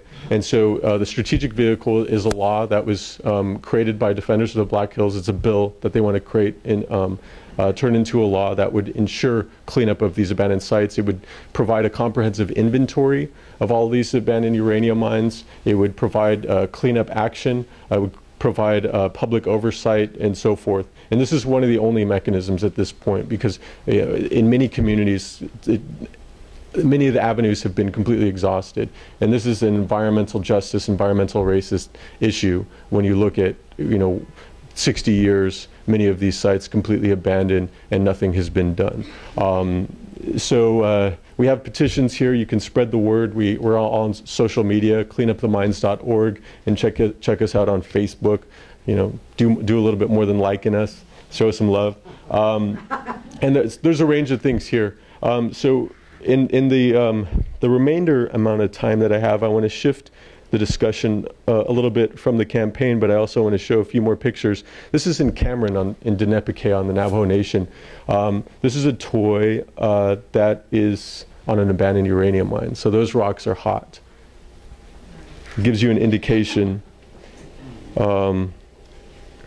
This is the Grand Canyon I was mentioning. This is actually, Leona referenced a zombie mine, orphan mines that have been opened, and particularly in the 1980s, there was a huge rush for uranium around the Grand Canyon. with hundreds of claims. In a few mines that were actually open, there was about 11 mines. And this one was put on standby in the 80s when the price of uranium bottomed out. And when it started going up very recently, this mine was threatened to be reactivated. This is the Kanab North mine. And just to give you a sense of how close these mines are to the Grand Canyon. Now this is a very serious threat that recently was stopped by the United States federal government, Department of Interior. It created a 20-year moratorium, mineral withdrawal around 1 million acres of the Grand Canyon, because there were all of these little yellow dots were about 8,000 new claims that were filed around the Grand Canyon for uranium mines. And so you can see the Grand Canyon National Park is just this sort of darker area that you see the Colorado River, the Hualapai Nation, Havasupai Nation, and Denebikea, the Navajo Nation here, which are all nations that have banned uranium mining, processing, and any type of production on our lands. But the mineral withdrawal affects all of these mines except for 11 of them, which were sort of grandfathered in. They were permitted before, and they were these sort of zombie orphan mines. This is a little bit more detailed picture of that. This is down the Bright Angel Trail if you've ever hiked the Grand Canyon. This is a warning of the radioactivity. This is the threat. And this isn't just to, say that tourists are the only ones to be worried. 22 wells around the Navajo Nation, Denebikea, have been closed because of high levels of radioactivity by the EPA. That it impacts more than 54,000 people.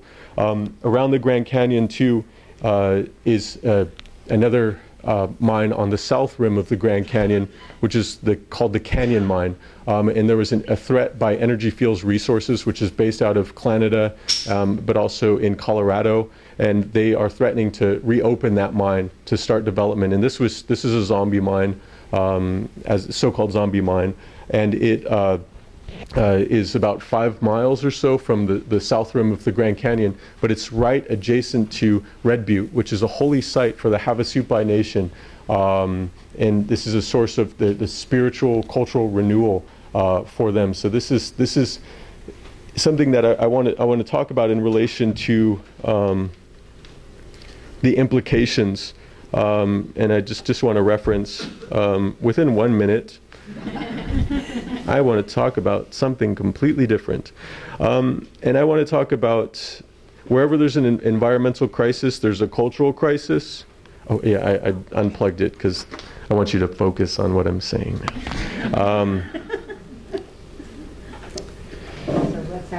Wherever there's a cultural crisis, or wherever there's an environmental crisis, there's a cultural crisis, there's a social crisis, because we're people of the earth. And this is a fundamental understanding. A lot of people are talking about global warming as being one of the greatest crises facing humanity. But from an indigenous perspective, and I don't want to just be pan-indigenous about it, but from the teachings that I have, global warming is just a symptom of how we're out of balance with nature.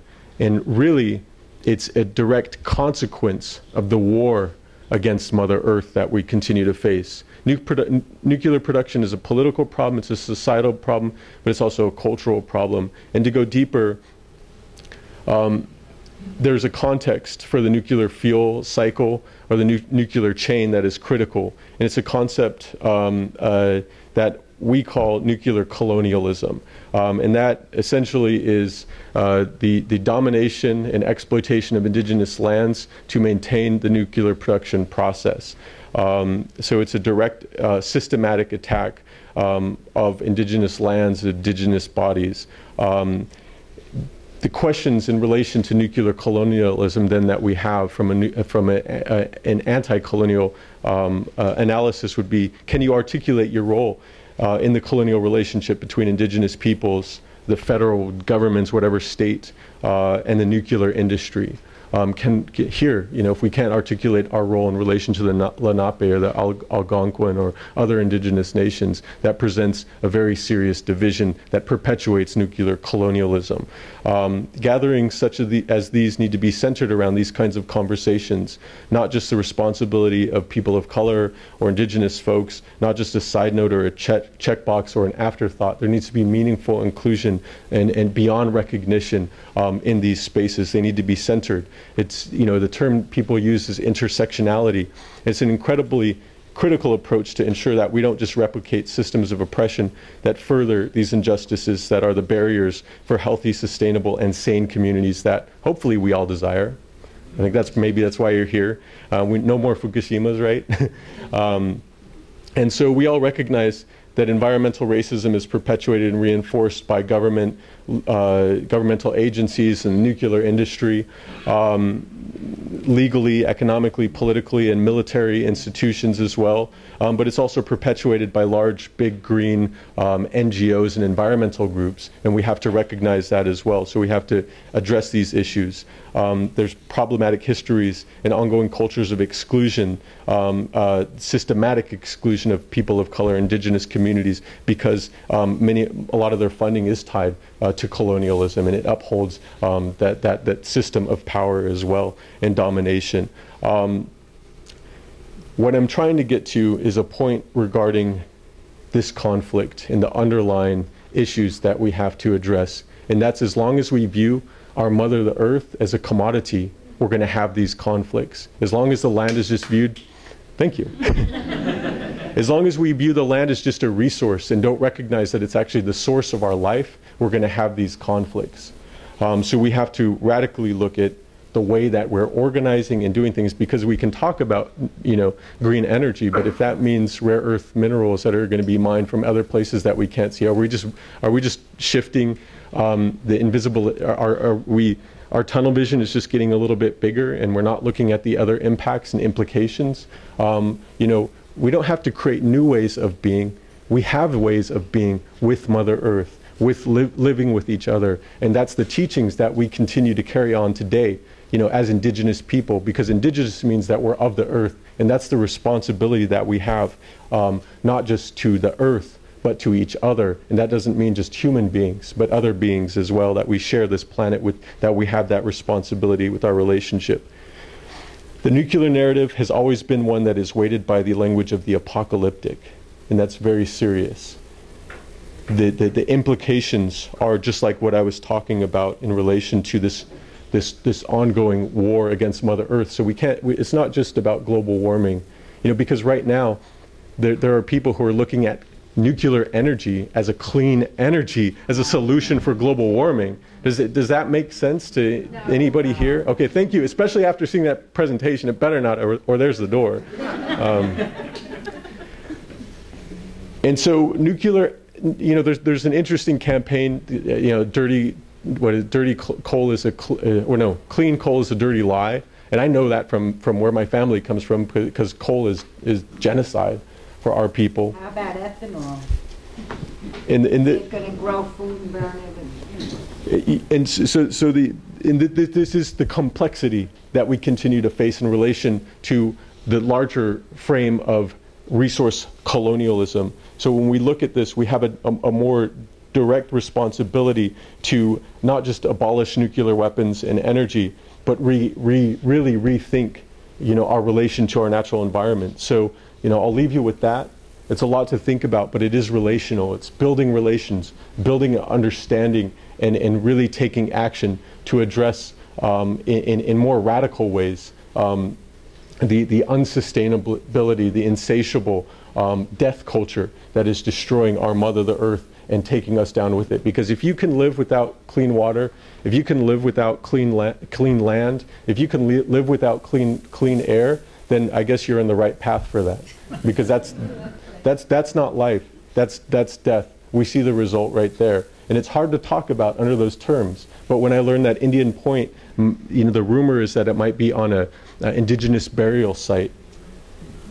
There's a lot to be said about that.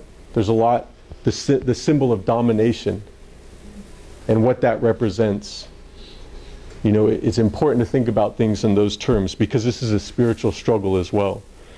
So I wish Yuko was speaking earlier. Maybe we could just do a quick chant because, you know, we have to leave uranium in the ground.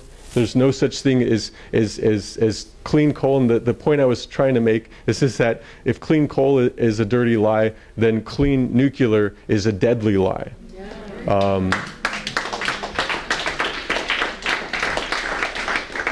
So if you have any questions, I think we have time for that. And yeah, we'll just hopefully continue the dialogue, and we have more information about our campaign over there. Yeah, thank you. Thank you. Thank you, Clea. Thank you so much.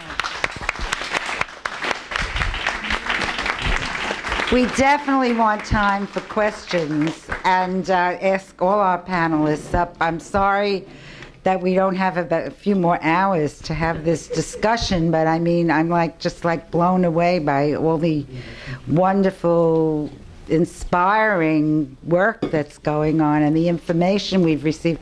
And I hope all your PowerPoints will be available. I just want you all to know this is filmed, so we'll try to get it out and around. And I'd like you to make your questions as brief as you can, because of course it went over. We have a half hour for questions. So just before, I'm going to make sure that box is going around. Did it go around? Everybody it did. Okay, great. The other thing is, there are so many things happening in New York. I mean, there's on the 16th, the Climate March is meeting on the City Council resolutions to bring clean energy into New York and get rid of Indian Point and fracking and, you know, go clean. That's happening.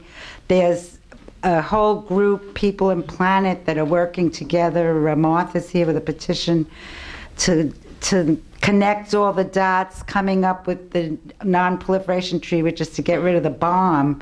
But that treaty enshrines nuclear power, so it's like we have a lot of things coming together all at once. There's a direct action group that's going to be working. This, tomorrow night, the Women's International League is celebrating their 100th anniversary of, you know, calling for the end of war on the planet and on Mother Earth. So I was going to go through a whole thing, but I really want to give us time for questions. You know, check out Shut Down Indian Point Now's website, other websites that have announcements. Riverkeeper has it. No Nukes NYC. No Nukes NYC. You'll see all these things happening, and please. Safe Energy Coalition. New York City Safe Energy Coalition. How could I forget, with Ken Gale? So anyway, there's a lot to do, but now let's get to the questions to our speakers. So, Okay. go ahead. And if you want to come up, No, it's just or speak last, speak. clarification. For, I think your name is Lee? Clea. Navajo neuropathy. I was wondering what that means exactly. I think that was Leona. Yeah, Leona.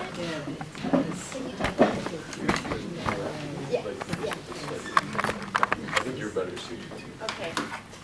Sorry, that's Clea. I'm Leona. I think I'm not a doctor. I'm not a health professional. I'm gonna pass this question to Alfred. Just kidding. No, I have there's a thing on the internet called Google. I'm just kidding. No, I can't answer this question. I'm so sorry, but the most important thing is to educate yourselves. Write it down. Google it. Navajo neuropathy. It's a horrible, horrible thing that has been, as a result of the uranium mining, different health effects to the children and the people. I can't talk about it. I don't work on that issue, but there's several. I can't talk about autoimmune disease. I don't know what that is. So, I mean, sorry, but please educate yourselves, and I'll look up some information right now and get back to that question. Sorry. Anyone else? Yeah. You talk about the high cost of cleanup. How? How do you clean up the mine? What exactly gets done? How can you clean up? I'm going to just give a quick number that the government has estimated. The 5-year cleanup plan for just Navajo Nation, they've spent in 5 years $100,000, but they haven't done cleanup. So what they're proposing is the site I showed you where the families are living. They're going to scrape up all the waste and then pile it on top of an unlined waste pile. And that, just to move that waste at one site, is $44 million. Jennifer? We've spent over $1 billion to date in Colorado cleaning up old mills. We've cleaned up hardly any mines, and there are more abandoned uranium mines in Colorado than several other states combined. It's going to cost us all multiple billions and billions of dollars. There's no cure for radioactive waste. Essentially, they have to dig a big hole in the ground and put it in and cover it up. And by covering it up, hopefully the toxic and radioactive emissions are reduced. They're not entirely eliminated. If the site is toxic enough, then it is permanently restricted and nobody is allowed to enter the site in perpetuity. I just want to add something. I just want to add something real quick and try not to piggyback too much on it.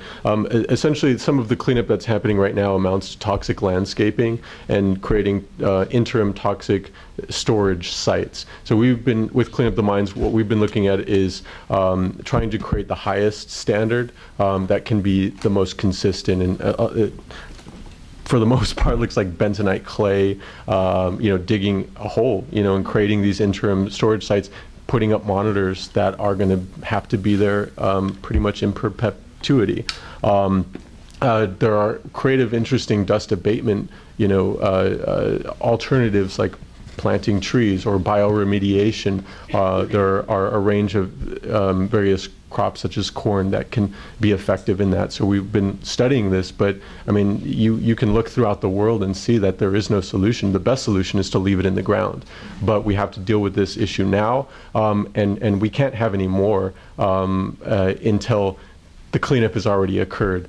And that's built into the strategic vehicle that Clean Up the Mines have with the bill. We're calling for essentially what amounts to a moratorium on any new mines until cleanup occurs, which, we'll see how far that goes, but we'll see how far anything goes with the U.S. Congress anyways. I'd like to speak to this. I've studied this.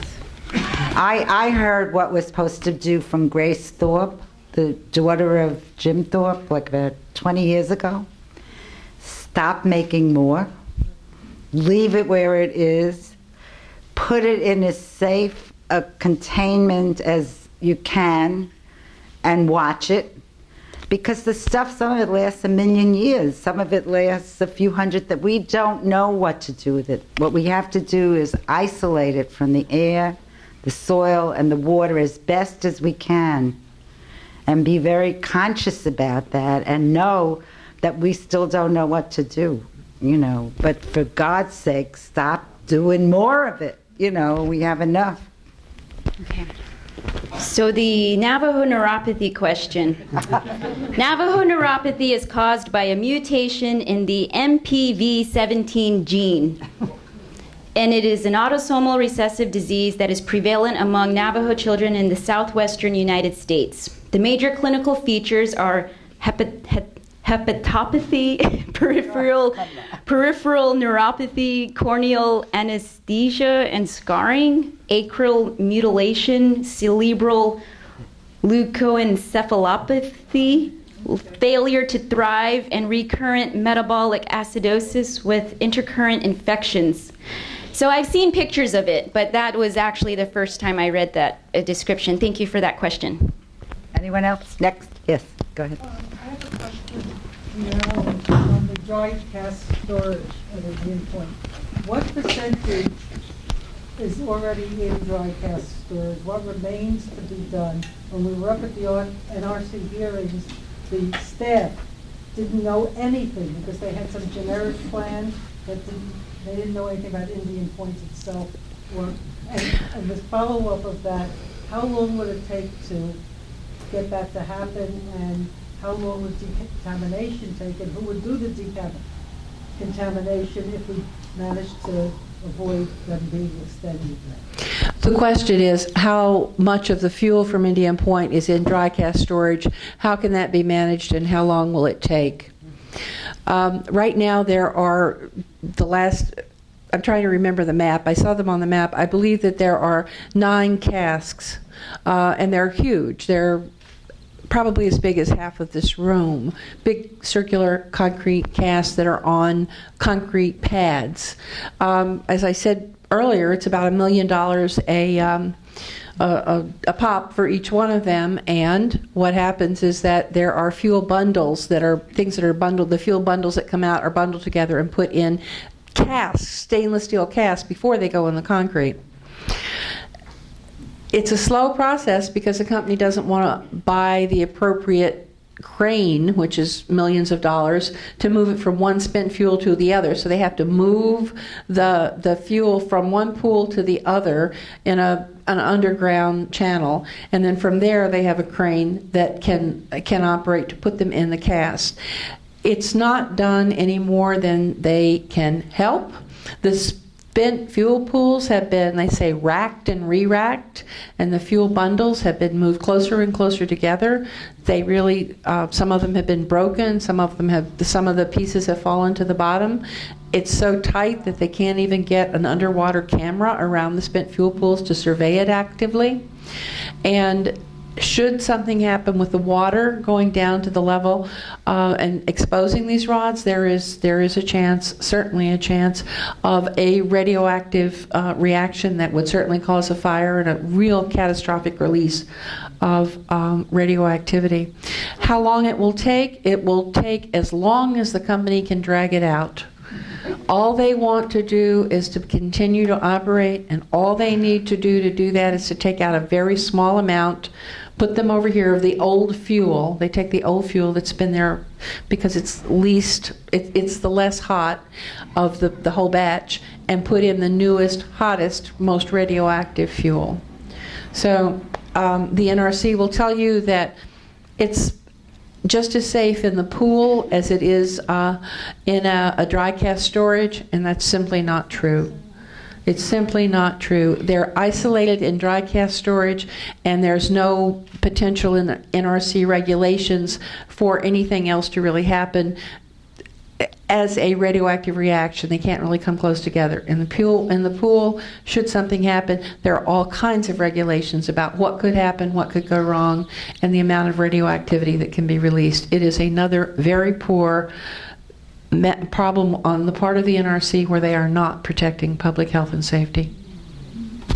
And don't forget that at 911, the commission reported that they were considering Indian Point's fuel pools as a target instead of the World Trade Center. I mean, I hate to say this, we're lucky they only hit the World Trade Center. Go ahead. Yeah, thank you, all of you. It was absolutely wonderful. And I have a question for Clay. And this is in regard to your legislation about the inventory. Is there a way that we or anyone outside of your state can support this? It's a two-part question. That's one. Like, can we help you on supporting this piece of legislation so at the very least there can be an active, accurate inventory of these sites that need cleaning up? The second part of my question is, do you know of any other legislation that would seriously address this? And if not, what else might we do to address the seriousness of this threat? Well, just real quick to clarify that the strategic vehicle, the legislation, is national legislation. So we have petitions, form letters, all that kind of standard action gear or info over there. So yeah, but you know, aside from that, aside from, you know, putting all our agency and our power and our hopes into that political body, USGS has a really good database, and it can, you know, we can extrapolate further data, and that's what we're doing. We have our own research analysts right now creating our own inventory. We're identifying as many sites as possible. I mean, almost all of these are identified in some way, shape, or form. It's just a question of going through the data to try to make a more comprehensive database. And I think you've probably done some of this work, and you know some of, like, the reports. There's a TNORM report and a range of other reports that are available online. There was a recent DOE report as well.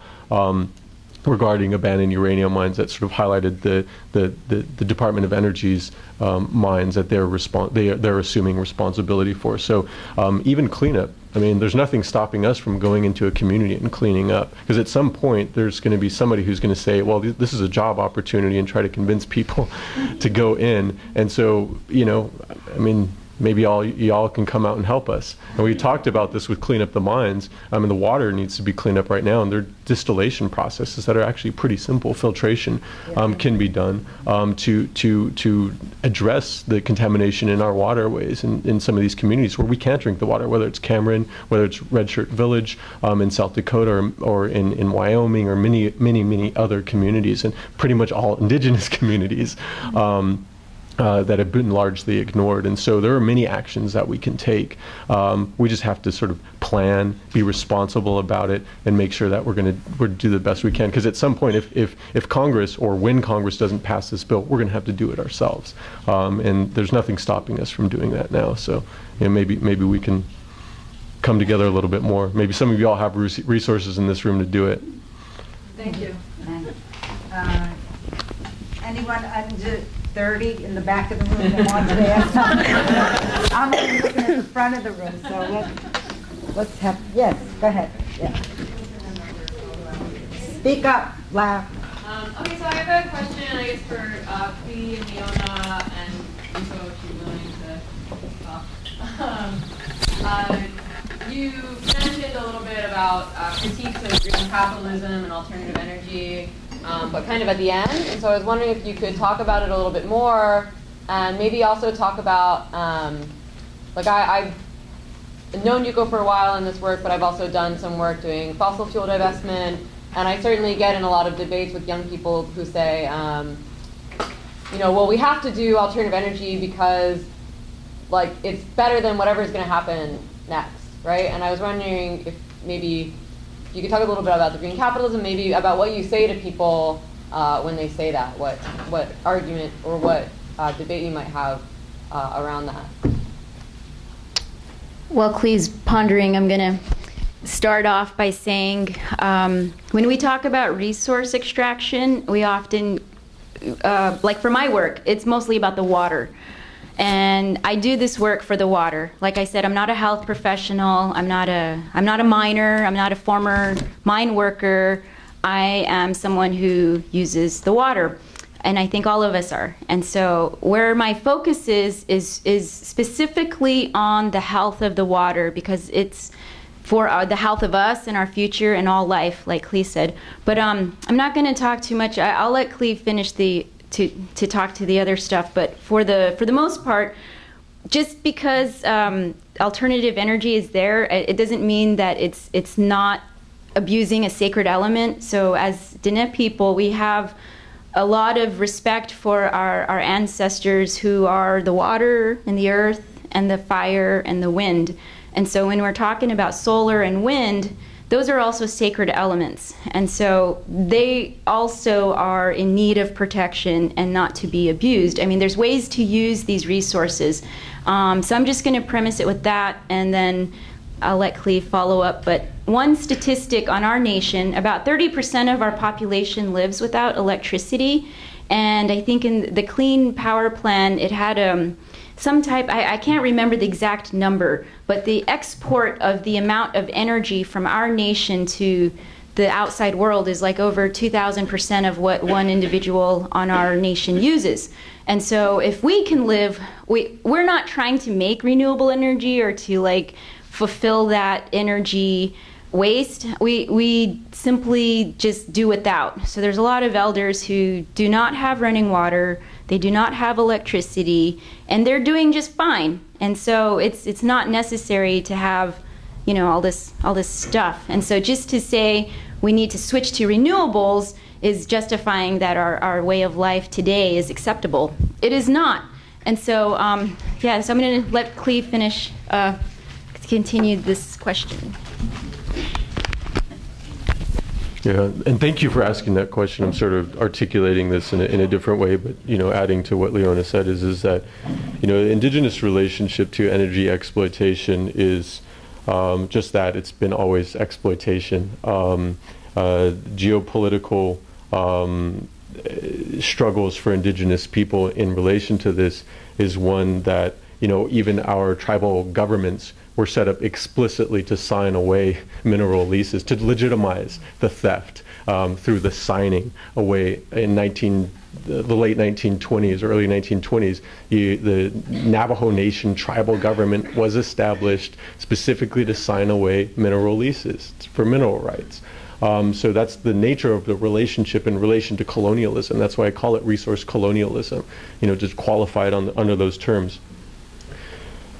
Why should it be our responsibility to sustain unsustainable lifestyles? I think that that's like an underlying issue here, because, you know, if you unplug, you know, the coal-fired power plants, you unplug all the other unsustainable practices on our reservation, because we have 3 coal-fired power plants. 2 of them are the most, one of them actually, the Four Corners plant's one of the most polluting plants in the country right now. If you unplug that and plug it into green, we're still sustaining, you know, unsustainable lifestyles in Phoenix, in Los Angeles, and other places. Why isn't, you know, part of the onus on them to change, and to change that dynamic of exploitation? It's just a greener form of exploitation. It's a lesser form, but it's not where we need to be to have healthy, sane, and sustainable communities under those terms, where we're honoring the earth, honoring each other for clean air, clean water, and for clean land as well. Part of the equation in that question, and the assumption is that it is rooted in the energy production narratives that indigenous bodies are inherently viewed as exploitable and pollutable, and our lands are exploitable and pollutable. So we need to shift that and challenge those underlying assumptions. You know, asking those questions constantly, but what's your solution? What's your solution for these energy problems? You know, and they're putting the onus on us. It's like, wait a minute, you know, let's challenge those underlying assumptions first. That's a really, really important discussion that needs to be happening now, because indigenous lands are continually going to be targeted, whether it's Resolution Copper, targeting Apache lands with Oak Flats. There's a sacred spiritual camp in occupation right now preventing that from happening. Copper's needed for what? Whether it's Medicine Lake, where the Pitt River Nation, it's one of the most sacred places for them in Northern California. It's just a little ways north of San Francisco. And right now it's targeted by geothermal energy extraction, geothermal being promoted as green energy, but Medicine Lake is a sacred place that would be violated and poisoned by that development there, by Calpine Energy. So look at this from those terms, and we start shifting the narrative and building, you know, better relations, not just with each other and the original inhabitants of this land, but, you know, for other beings that we're responsible for, or we have responsibility with as well. Thank you for asking that question.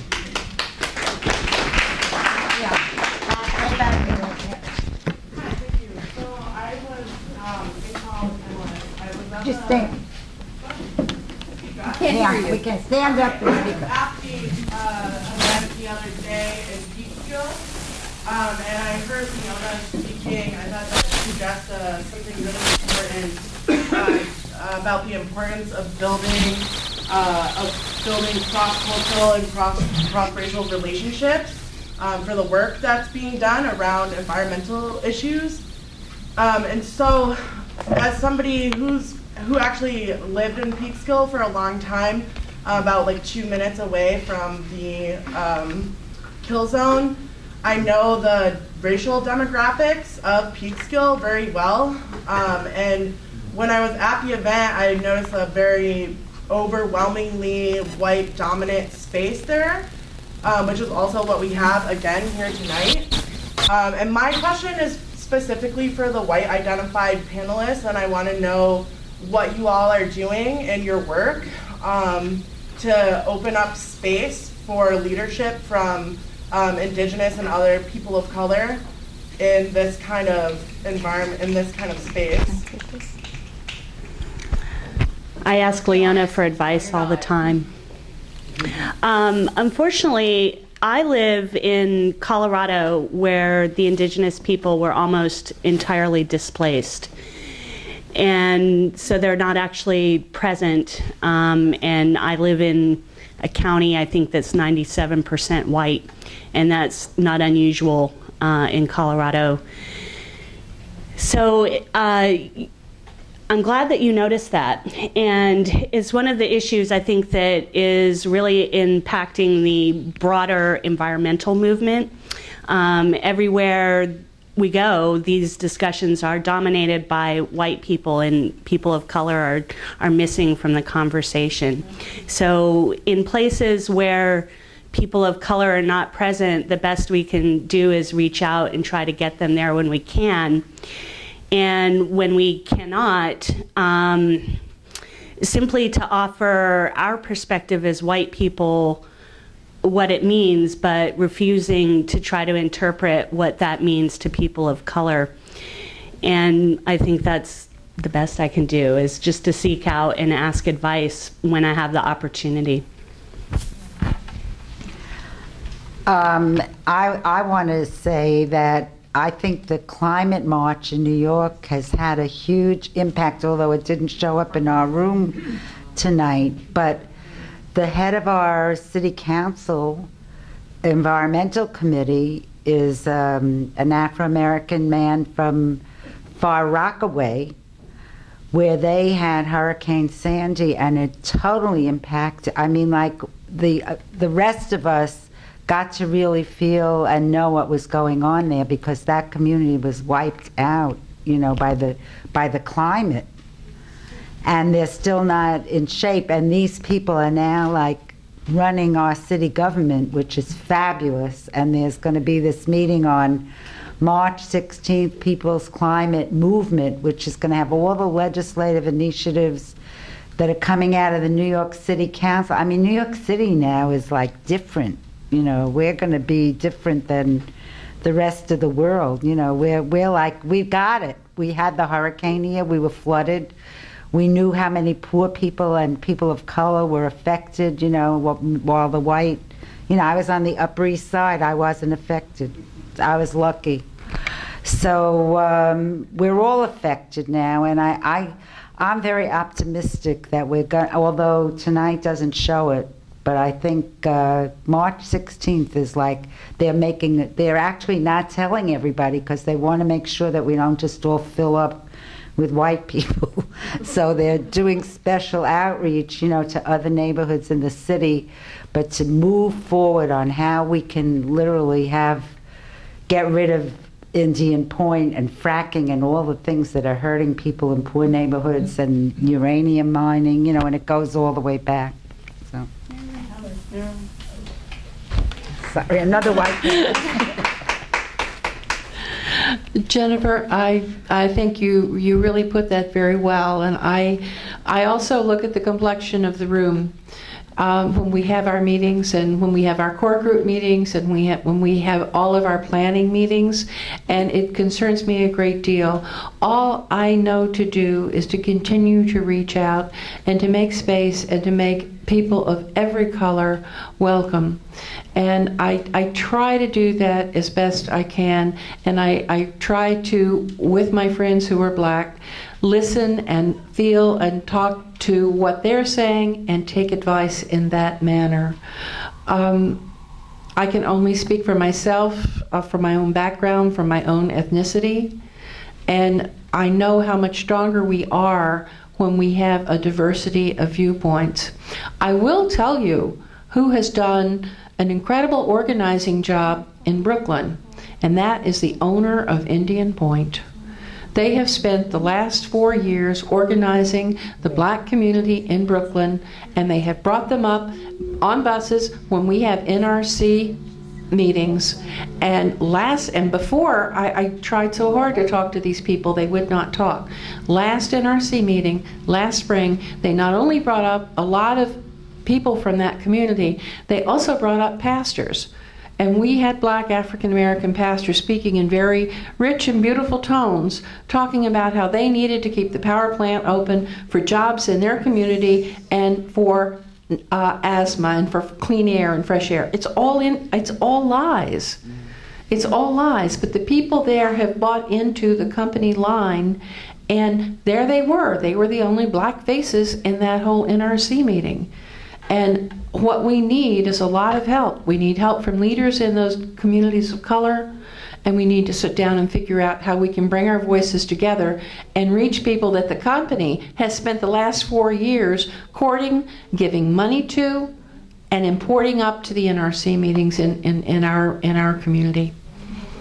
I'm sorry I don't have an answer. Leona wants to follow up. I'm going to call then on that woman there, and I think I'm really sorry we have to get out of here at 9. So. In the Richard. Yeah, okay. Okay, so I'm going to follow up, and the last question is going to go to the young lady in the red sweater. So just to give a candid remark or candid answer to the question or the statement, basically I came to a CAN meeting in 2012, and pretty much it was the same thing. There was a severe absence of people of color in the room, and we were doing an activity, and I was very upset by this because I was the only Native American, and I came all the way from New Mexico. My mentor, Robert Tohe, who works for the Sierra Club, was scheduled to speak at a rally, and they stopped the rally right before he spoke. And I had issues with this, so I spoke to the organizer. And so this is a common thing that happens, is that in events, the organizers have the people of color speak last, and then we get cut off. A lot of people give me credit because I was interviewed by Amy Goodman. But you notice she also cut my time to give the white men more time to speak. Well, I think one of them was Chicano.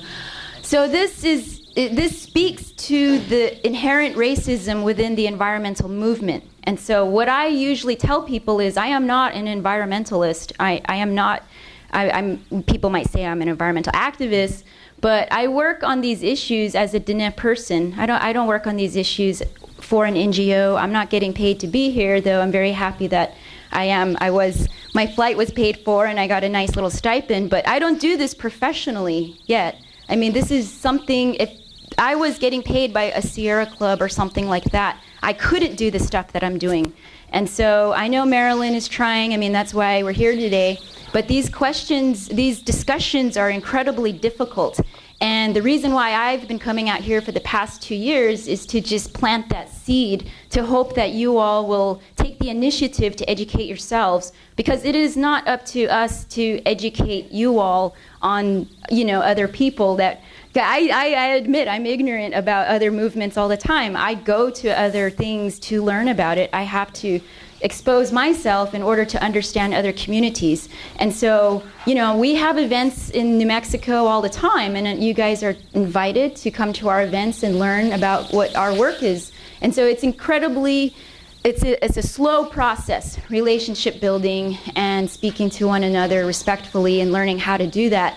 It's incredibly difficult, even between indigenous nations. And so I work with a lot of other tribes, sometimes other nations, and it's really hard to facilitate meetings with other tribes. And so as a Diné person, it's easy for me to work with Klee sometimes, but the thing is, it's a hard thing to do, and I think, this is the beginning of something to start to ask these questions and to be critical about it, and to come into this space with an open heart, to leave, put your reserved judgment, So it's hard to create safe spaces to have these kinds of conversations. And so I just want to say thank you for the question. And so what I've been doing for the past 2 years is coming out here to try to, introduce what's happening out home, because I am not going to bring any youth or any elders to New York until I feel comfortable that they will be in a safe space. Thank you. I think one of our panelists wants to speak, and just before I give her the mic, one of our Manhattan Project members who helped organize this meeting, and that's people from Japan, so Okay, hold on. I know, I'll get to that, but I want to remind everybody that they're writing a letter to the Prime Minister Shinzo Abe about the terrible conditions in Fukushima and the government cover-ups and what we heard earlier, and there's a petition going around, so please sign on. And So I want to.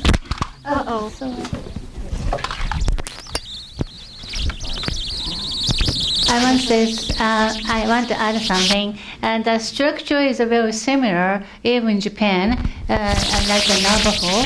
And of course, the Fukushima people is not indigenous people, but the Fukushima is not Tokyo. The created the power comes to the for the Tokyo area, and also that Tohoku area, northern part of Japan, is kind of indigenous area, and also the people that area in the power plant located is a very poor area. Because of that, the power plant could build there. So the situation is also similar. Is also the rich people use the power, and also poor people create the power, and also only the poor people and also the kind of indigenous people is suffering is more and more than the richer and the people and who people who has the power. Yeah, thank you. Okay, the last question now. Thank you very much. I just want my whole entire life as a New Yorker. Councilman Donovan Vickers is also doing amazing work working with Sandy affected people still impacted by it, negatively impacting the Rockaways in many other ways. When we talk about intersectional identities and the poor Black and brown people that live in the Rockaways and what they're dealing with in terms of facing gentrification and the city's plan to hyper capitalize on that beachfront property, that is a serious concern. And he also is doing some work on Spectre Pipeline, but also being very wishy-washy, and so there are some serious concerns. When it comes to the People's Climate March, as a person who works as a paid organizer, I can tell you that space was not dominated by people of color. It was not led by people of color. There was a lot of tokenization of people of all different kinds of colors and different backgrounds. And there are some real concerns in terms of this space, and this space being able to be more people of color dominated. During the People's Climate March, they created this online space called People of Color at the People's Climate March, which there could have been a very simple Facebook post that was, hey, this event is happening. And I just feel I understand that there are some serious barriers when it comes to communication, especially in age and generation. But I really want to encourage the white organizers that live in this area that are going to continue to talk about energy and power to do some serious effort and looking and outreaching. And I personally feel slightly offended as a Black person who's lived in Brooklyn my whole life at the comment that the Blacks are coming up to Indian Point and saying this, that, and the other thing, because I've lived in Brooklyn my whole life and never had any interactions with the owners of Indian Point, and never had any flyers on my door or anything like that. So I'm not saying that it doesn't happen, but I'm saying that there is a diversity of Black people living in Brooklyn, and that a small group of Black people don't speak for all Black people, just like I don't speak for all Black people. Well, I don't think that's something that's all known. That's why I'm saying it. I do think there are some serious concerns, and I do think that we have a real issue when it comes to the situation with the ecology of this particular area and how we deal with that. And I think that we really need to all look at our personal identities and where we stand in that space, and how we interact with different people from different cultures and different communities, and how we talk about people from different cultures and different communities if we're going to build any kind of lasting power towards eradicating that. That's really... I think we could go a few more hours, but we don't have the space for it. So thank you all.